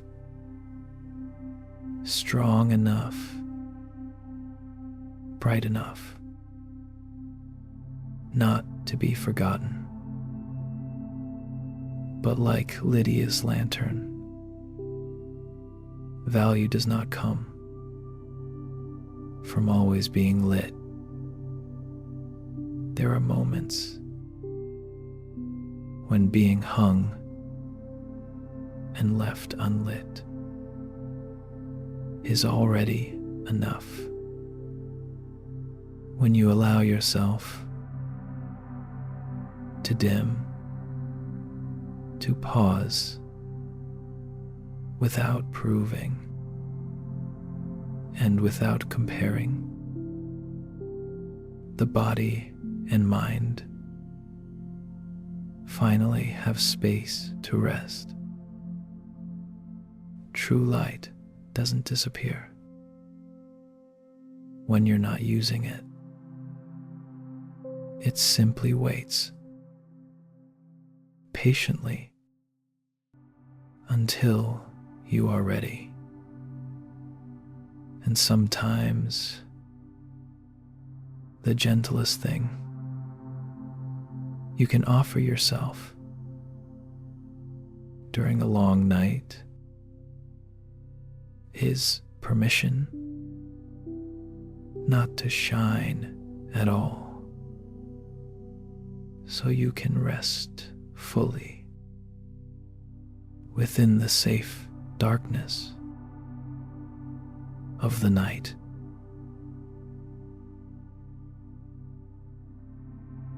Noah arrived at the lake very early, while the mist still rested low on the water, and the sun had not yet risen above the trees. He brought his familiar fishing rod, an old wooden chair, and a small box of bait. This wasn't the first time Noah had gone fishing with Uncle Reed, but this time he came with a very clear wish. He wanted to catch a fish, not because he was hungry, and not because he needed to prove anything important, but because he had grown used to believing that every trip should produce a result. Uncle Reed arrived later, his steps slow, carrying very little. He greeted Noah with a gentle nod and sat down beside him. Without saying much, they lowered their lines into the water. Almost at the same time, the surface of the lake was flat and still, as if it wasn't ready to answer anyone's waiting. Noah stared at the float for a long time, hardly blinking, afraid that if he looked away for even a moment, a fish might come and go unnoticed. Time moved slowly. There were no signs that fish were nearby. Noah began to shift his chair, change the position of his rod, and check the bait. He thought perhaps he was doing something wrong. Uncle Reed was different. He sat quietly, one hand resting lightly on the rod, his gaze drifting outward rather than fixed on the water. At times, Noah noticed that Uncle Reed had closed his eyes, as if it didn't matter whether a fish would bite or not. After a while, Noah spoke, saying that it seemed like there were no fish today. Uncle Reed opened his eyes, looked at the lake, then at Noah. He didn't argue, and he didn't comfort him. He only said that some fishing mornings are not meant for catching fish. Noah heard the words, but inside, he still felt unsettled. He had come here to fish. So, if there were no fish, what was this morning for? The sun rose a little higher. The mist slowly faded, and the lake remained calm. Noah began to feel tired, not just in his arms, but in the waiting itself. He looked at Uncle Reed, hoping for more explanation. But Uncle Reed only suggested that Noah soften his shoulders, not as an order, but as a very gentle invitation. Noah tried, even though he wasn't sure why. As his shoulders lowered, his breath slowed as well. Noah no longer stared so hard at the float. The light on the water became clearer, and tiny ripples spread. When insects touched the surface, Noah realized that since arriving, he had been so busy waiting for fish that he had forgotten he was sitting beside a very beautiful lake. Uncle Reed said nothing more. He simply sat there with Noah, with the morning, opening itself very slowly. No fish bit the line, but nothing felt missing either. At least, not yet. Noah remained seated a while longer, without changing his spot, and without adjusting the rod. He let the float drift lightly on the surface of the water, no longer watching it as closely as before. The weighting slowly changed its shape. It was no longer a tension leaning forward, but an open space spreading around him. Noah's shoulders dropped a little more, and for the first time since arriving at the lake,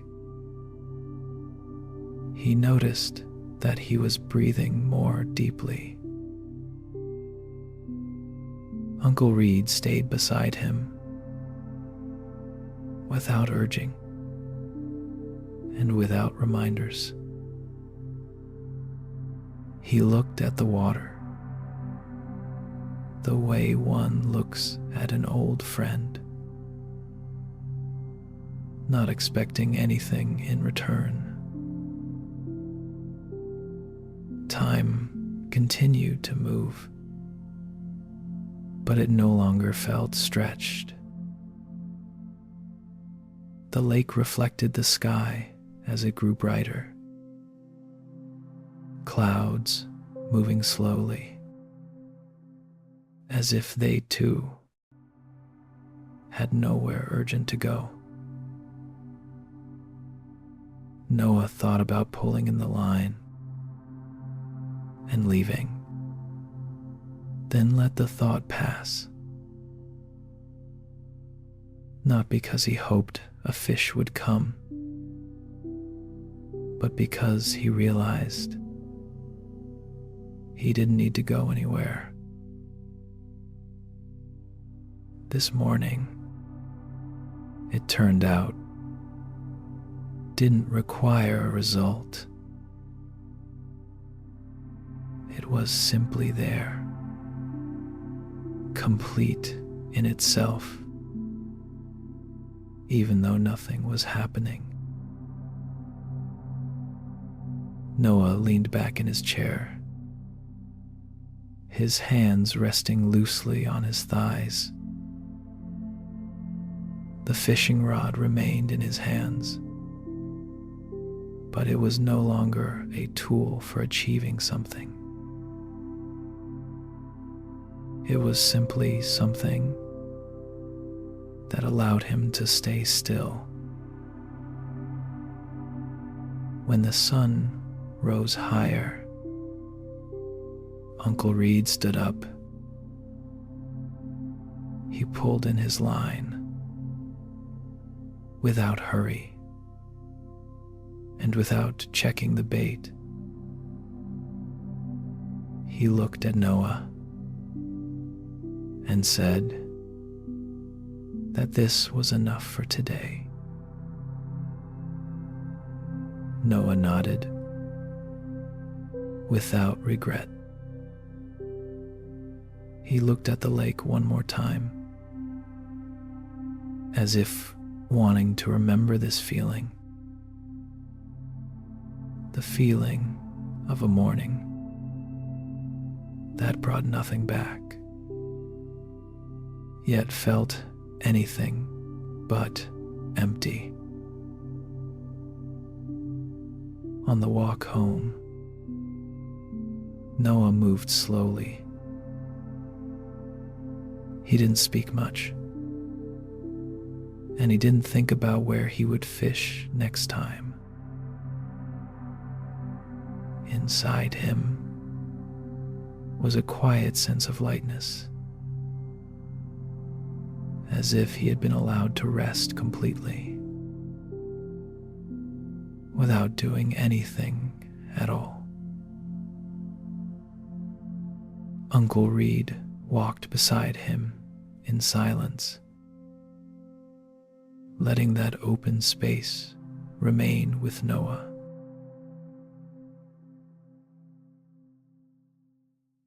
Olivia came to visit Aunt May on a very quiet evening. The small house sat away from the main road, where the lights were never too bright, and everything seemed to move at a slower pace. Olivia carried with her the familiar tiredness of a long day, though she didn't name it. She only knew that even after sitting down, her mind was still standing. Tomorrow's tasks, unfinished moments, conversations left hanging, all of it continued to move inside her.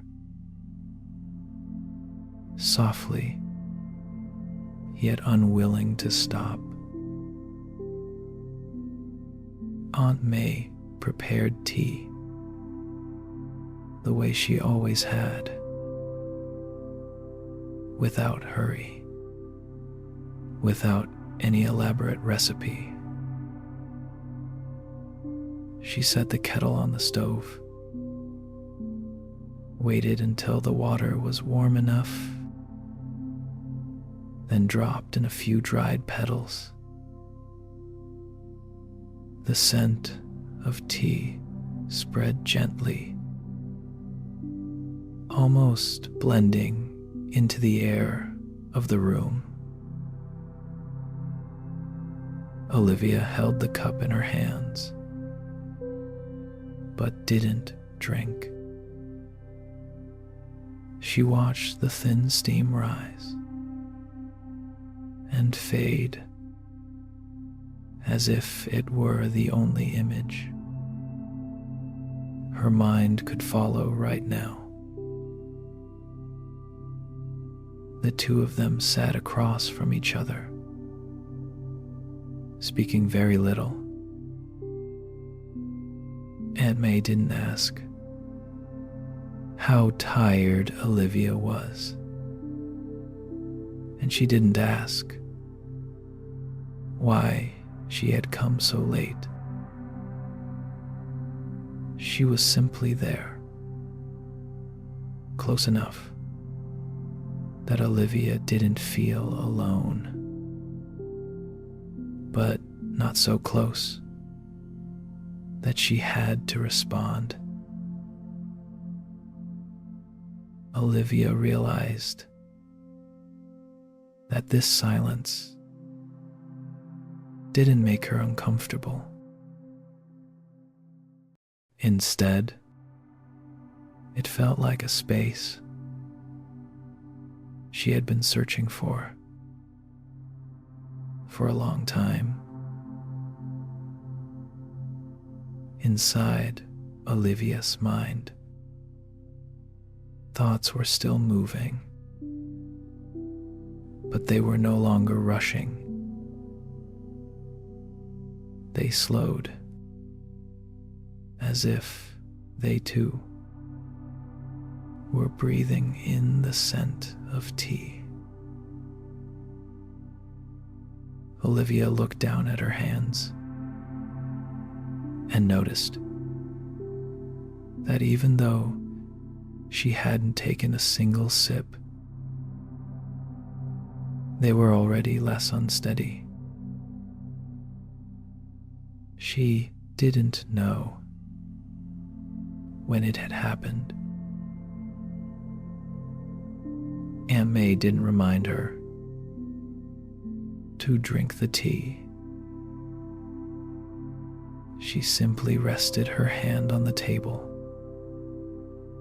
and let the cup be there, like an invitation that didn't need an answer. Outside the window, The wind moved softly through the trees. The light in the room was so gentle that it cast no sharp shadows. Olivia sat there, holding the cup of tea. She hadn't yet drunk, and for the first time that evening, she didn't feel the need to do anything more. There was no need to drink right away, no need to speak further, no need to think everything through. She only needed to sit with the very soft warmth spreading from the cup, even though it remained untouched. Olivia remained seated, the cup of tea resting quietly in her hands. The warmth slowly softened, yet it didn't disappear. She didn't drink, and she didn't feel the need to. In that very thin space of stillness, Olivia noticed a sense of ease arriving in an unexpected way. It didn't come from finishing something, and it didn't come from any specific action. It came simply from sitting still long enough without being pulled forward by the thoughts waiting ahead. Aunt May looked at Olivia without smiling and without offering reassurance. Her presence felt complete on its own, needing nothing more. Outside, the night seemed to deepen. Small sounds in the house settled, as if the space itself were resting. Olivia felt her shoulders drop, her neck loosen, and her breath find a steadier rhythm. She couldn't remember the last time she had sat this quietly. When Olivia set the cup down on the table, she still hadn't taken a sip, yet her hands were no longer trembling. The thought surprised her, but not enough to pull her out of the moment. Aunt May stood up without saying it was time to sleep, and without telling Olivia what to do next. She simply turned off one of the lamps, letting the light in the room grow even softer. Olivia understood that she was making more room for the night to stay. After that, Olivia stood up and carried the cup into the kitchen. She took a very small sip, not because she needed to, but because she wanted to.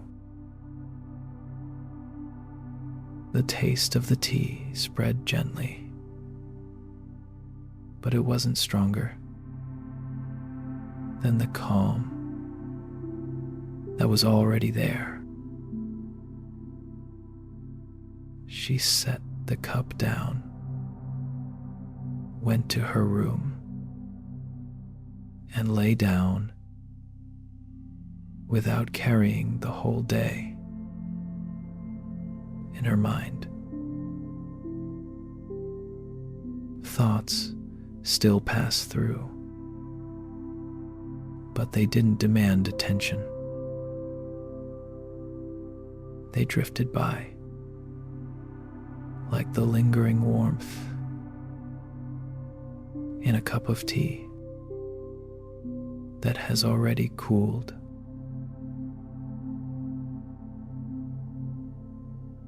Calm doesn't always arrive after action.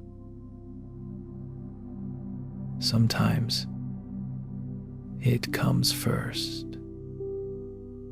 very softly, when you allow yourself to pause long enough. You don't need to drink the tea to feel soothed, and you don't need to finish everything to be allowed to rest. With just a moment of doing nothing, of not adding more thought, the body and mind begin to return to their natural rhythm,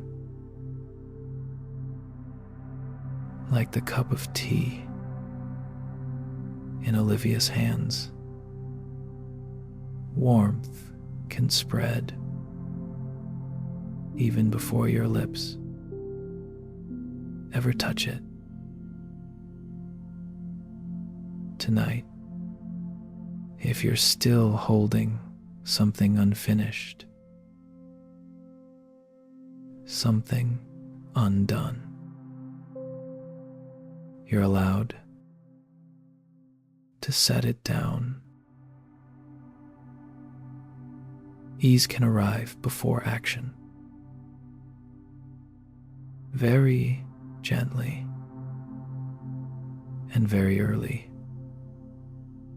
If you give yourself permission to stop,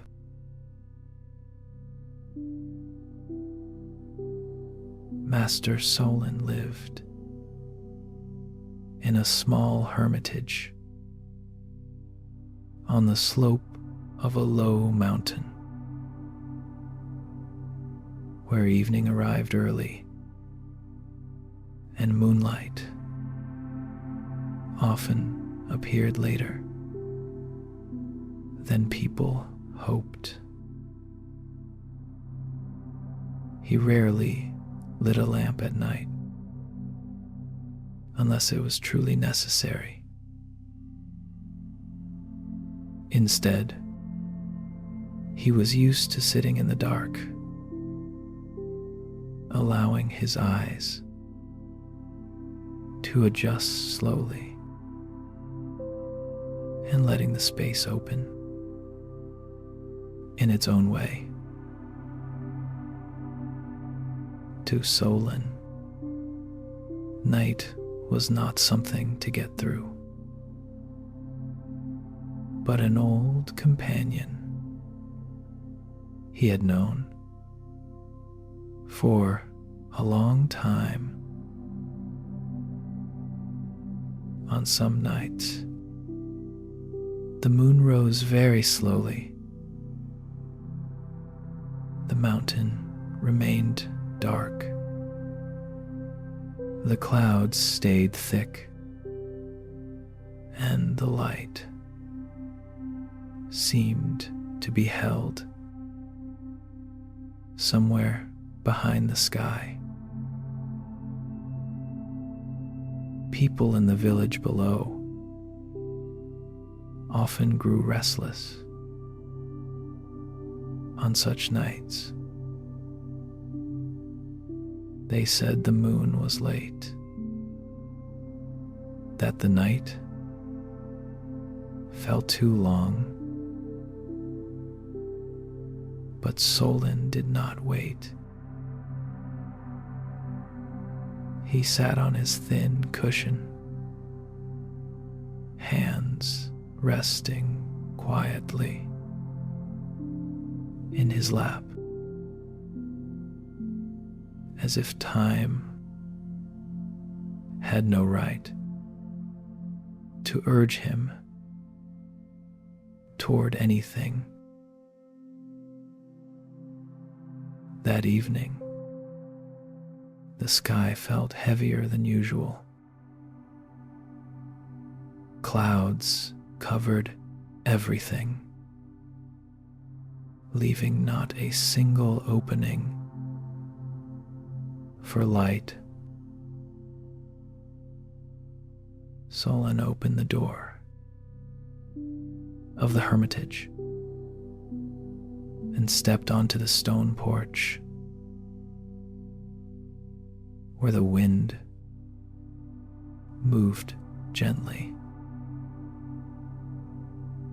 He sat down without looking up and without searching for signs of the moon. He simply let the darkness surround him, letting the coolness of the stone pass through his thin robe, reminding him that he was still here, fully present. In that silence, Leora appeared, not as a clear form, but as a very delicate brightness, almost impossible to name. She did not come from the sky, and she did not stand on the ground. Her presence felt like the moment just before the moon slips out from behind the clouds, when the space has already shifted, even though the light has not yet appeared. Leora did not speak at once, and Solon did not ask. Between them was an understanding that felt very old, needing no words. After a while, Leora whispered that people often believe the moon must rise on time, must appear exactly when they are ready to look. But the moon has never been in a hurry. It is neither late nor early. It simply moves in its own rhythm. Solon listened without trying to remember. He did not turn the words into a lesson. He allowed them to dissolve into the night, like breath fading into cold air. He thought of times in his life when he had waited for peace to arrive at the right moment, when he had believed that with enough patience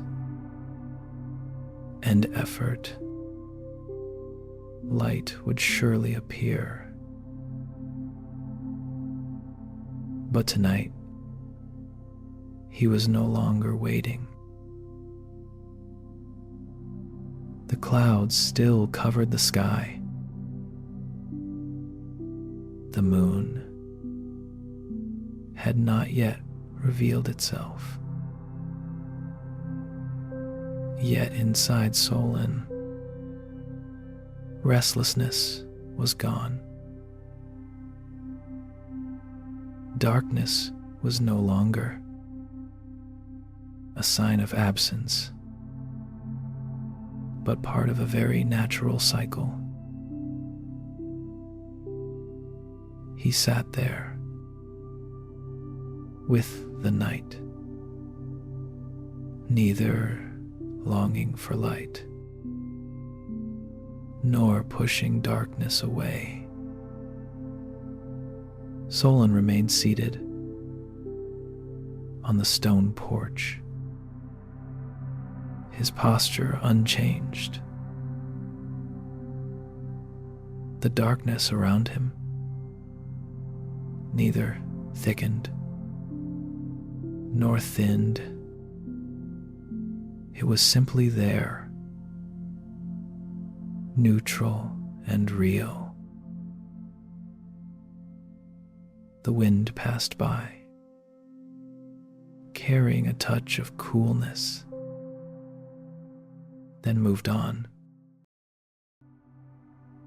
Solon did not follow its movement. He did not count time, and he did not measure how long had passed. Night was no longer something that needed to be measured. After a long while, the clouds began to shift. Not quickly, and not in any obvious way. A portion of the darkness softened, as if the sky itself were exhaling. Solon did not look up. He did not need confirmation. And then moonlight appeared, very late and very gentle, not full and not bright. It was only a thin layer of light spreading out, just enough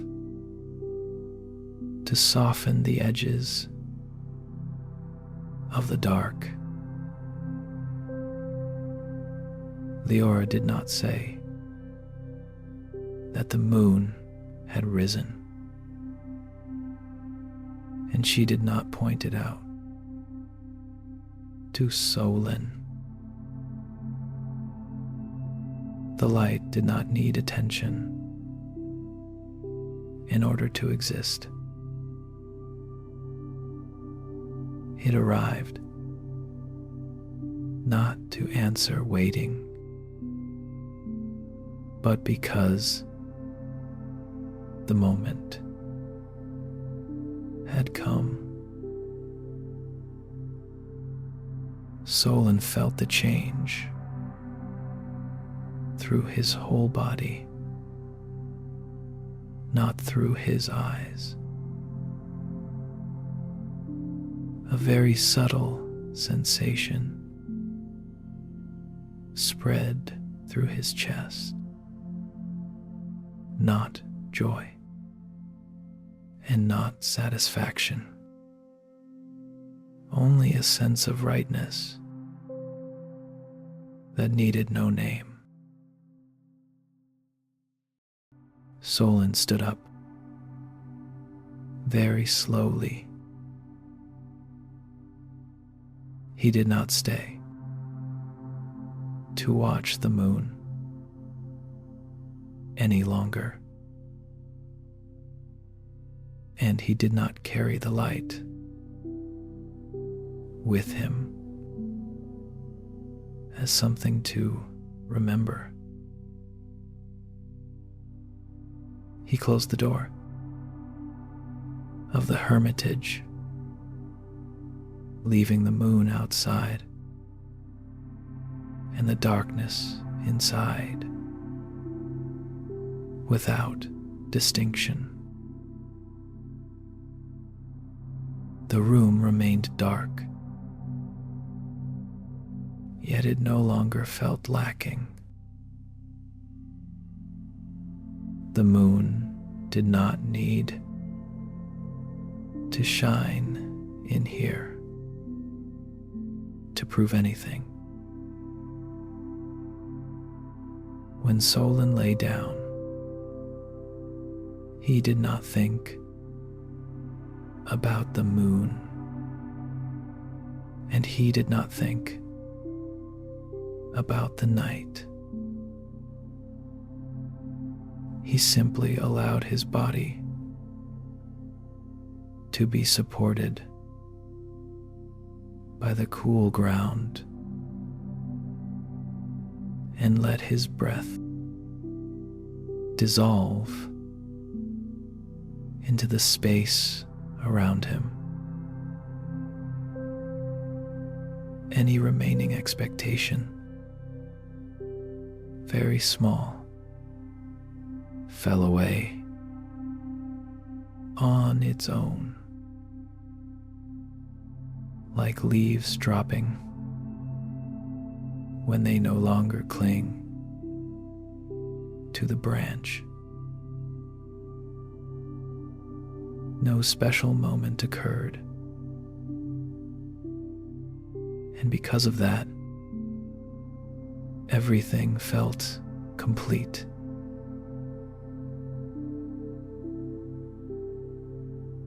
And perhaps the gentlest thing tonight is not that you've understood something more,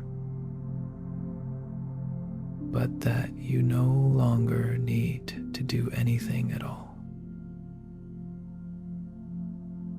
Throughout the stories you've just listened to, no one tried to defeat anxiety, and no one rushed to fix the mind into calm.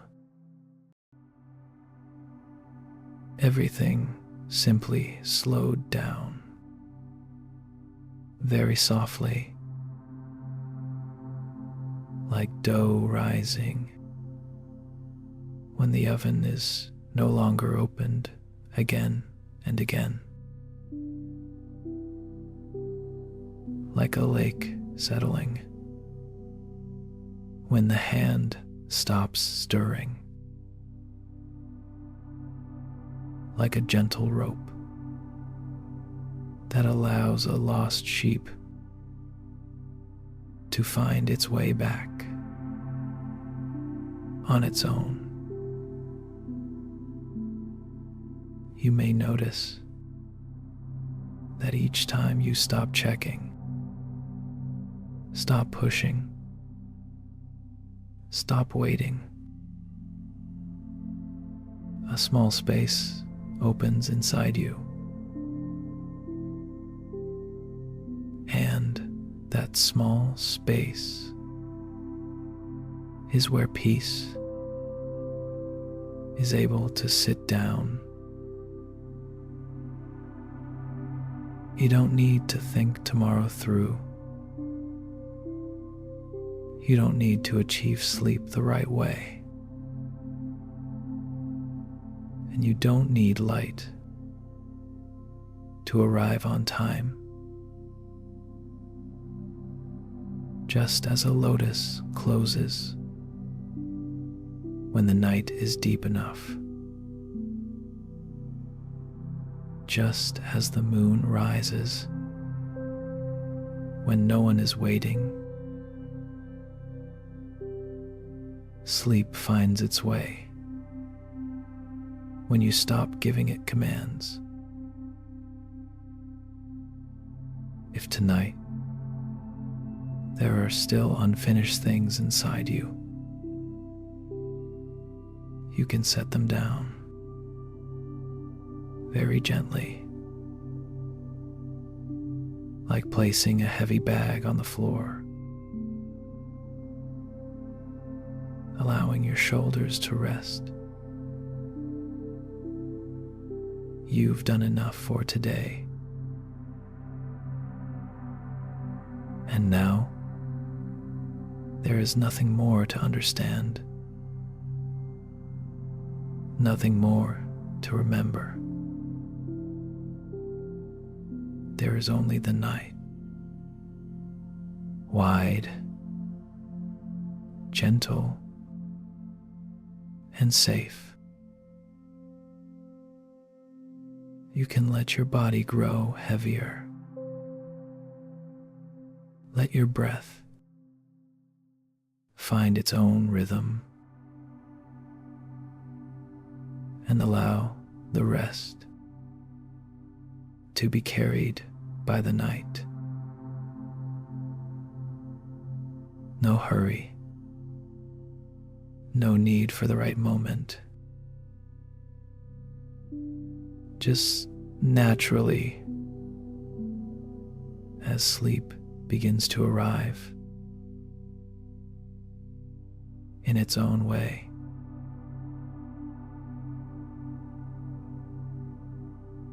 Let your breath rock gently in and out, like small waves touching the shore. Soften your forehead, soften your eyes. Let your jaw drift loose, shoulders dropping like a tide pulling back into calm water. Arms, wrists, fingers floating toward rest. Chest, belly, hips, loosening with every slow wave of breath. Thighs, knees, feet, melting into the sand of the moment. Now imagine a soft blue light coming from the horizon, rolling toward you warm and steady. It reaches your feet, your hands, your chest, and whispers, nothing to carry now, let the tide hold you. Feel the weight leave your breath. Feel your heart ease, like a shell sinking gently underwater.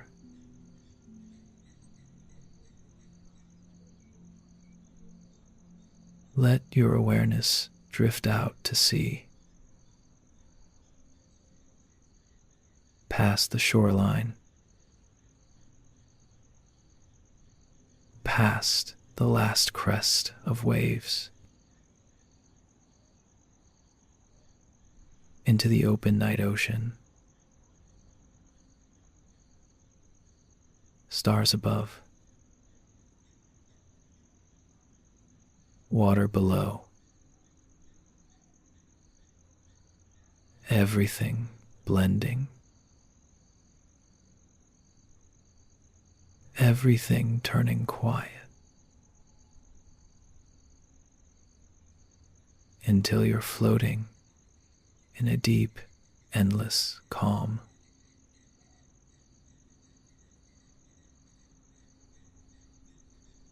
Thank you for resting here tonight. Thank you for letting the tide soften your mind. Now let sleep come, slow as waves, sure as the tide. And if you'd like to drift into more peaceful nights, you can follow the Sleepy Zen channel so we can keep meeting at the edge of calm. Sleep well. Sleep well.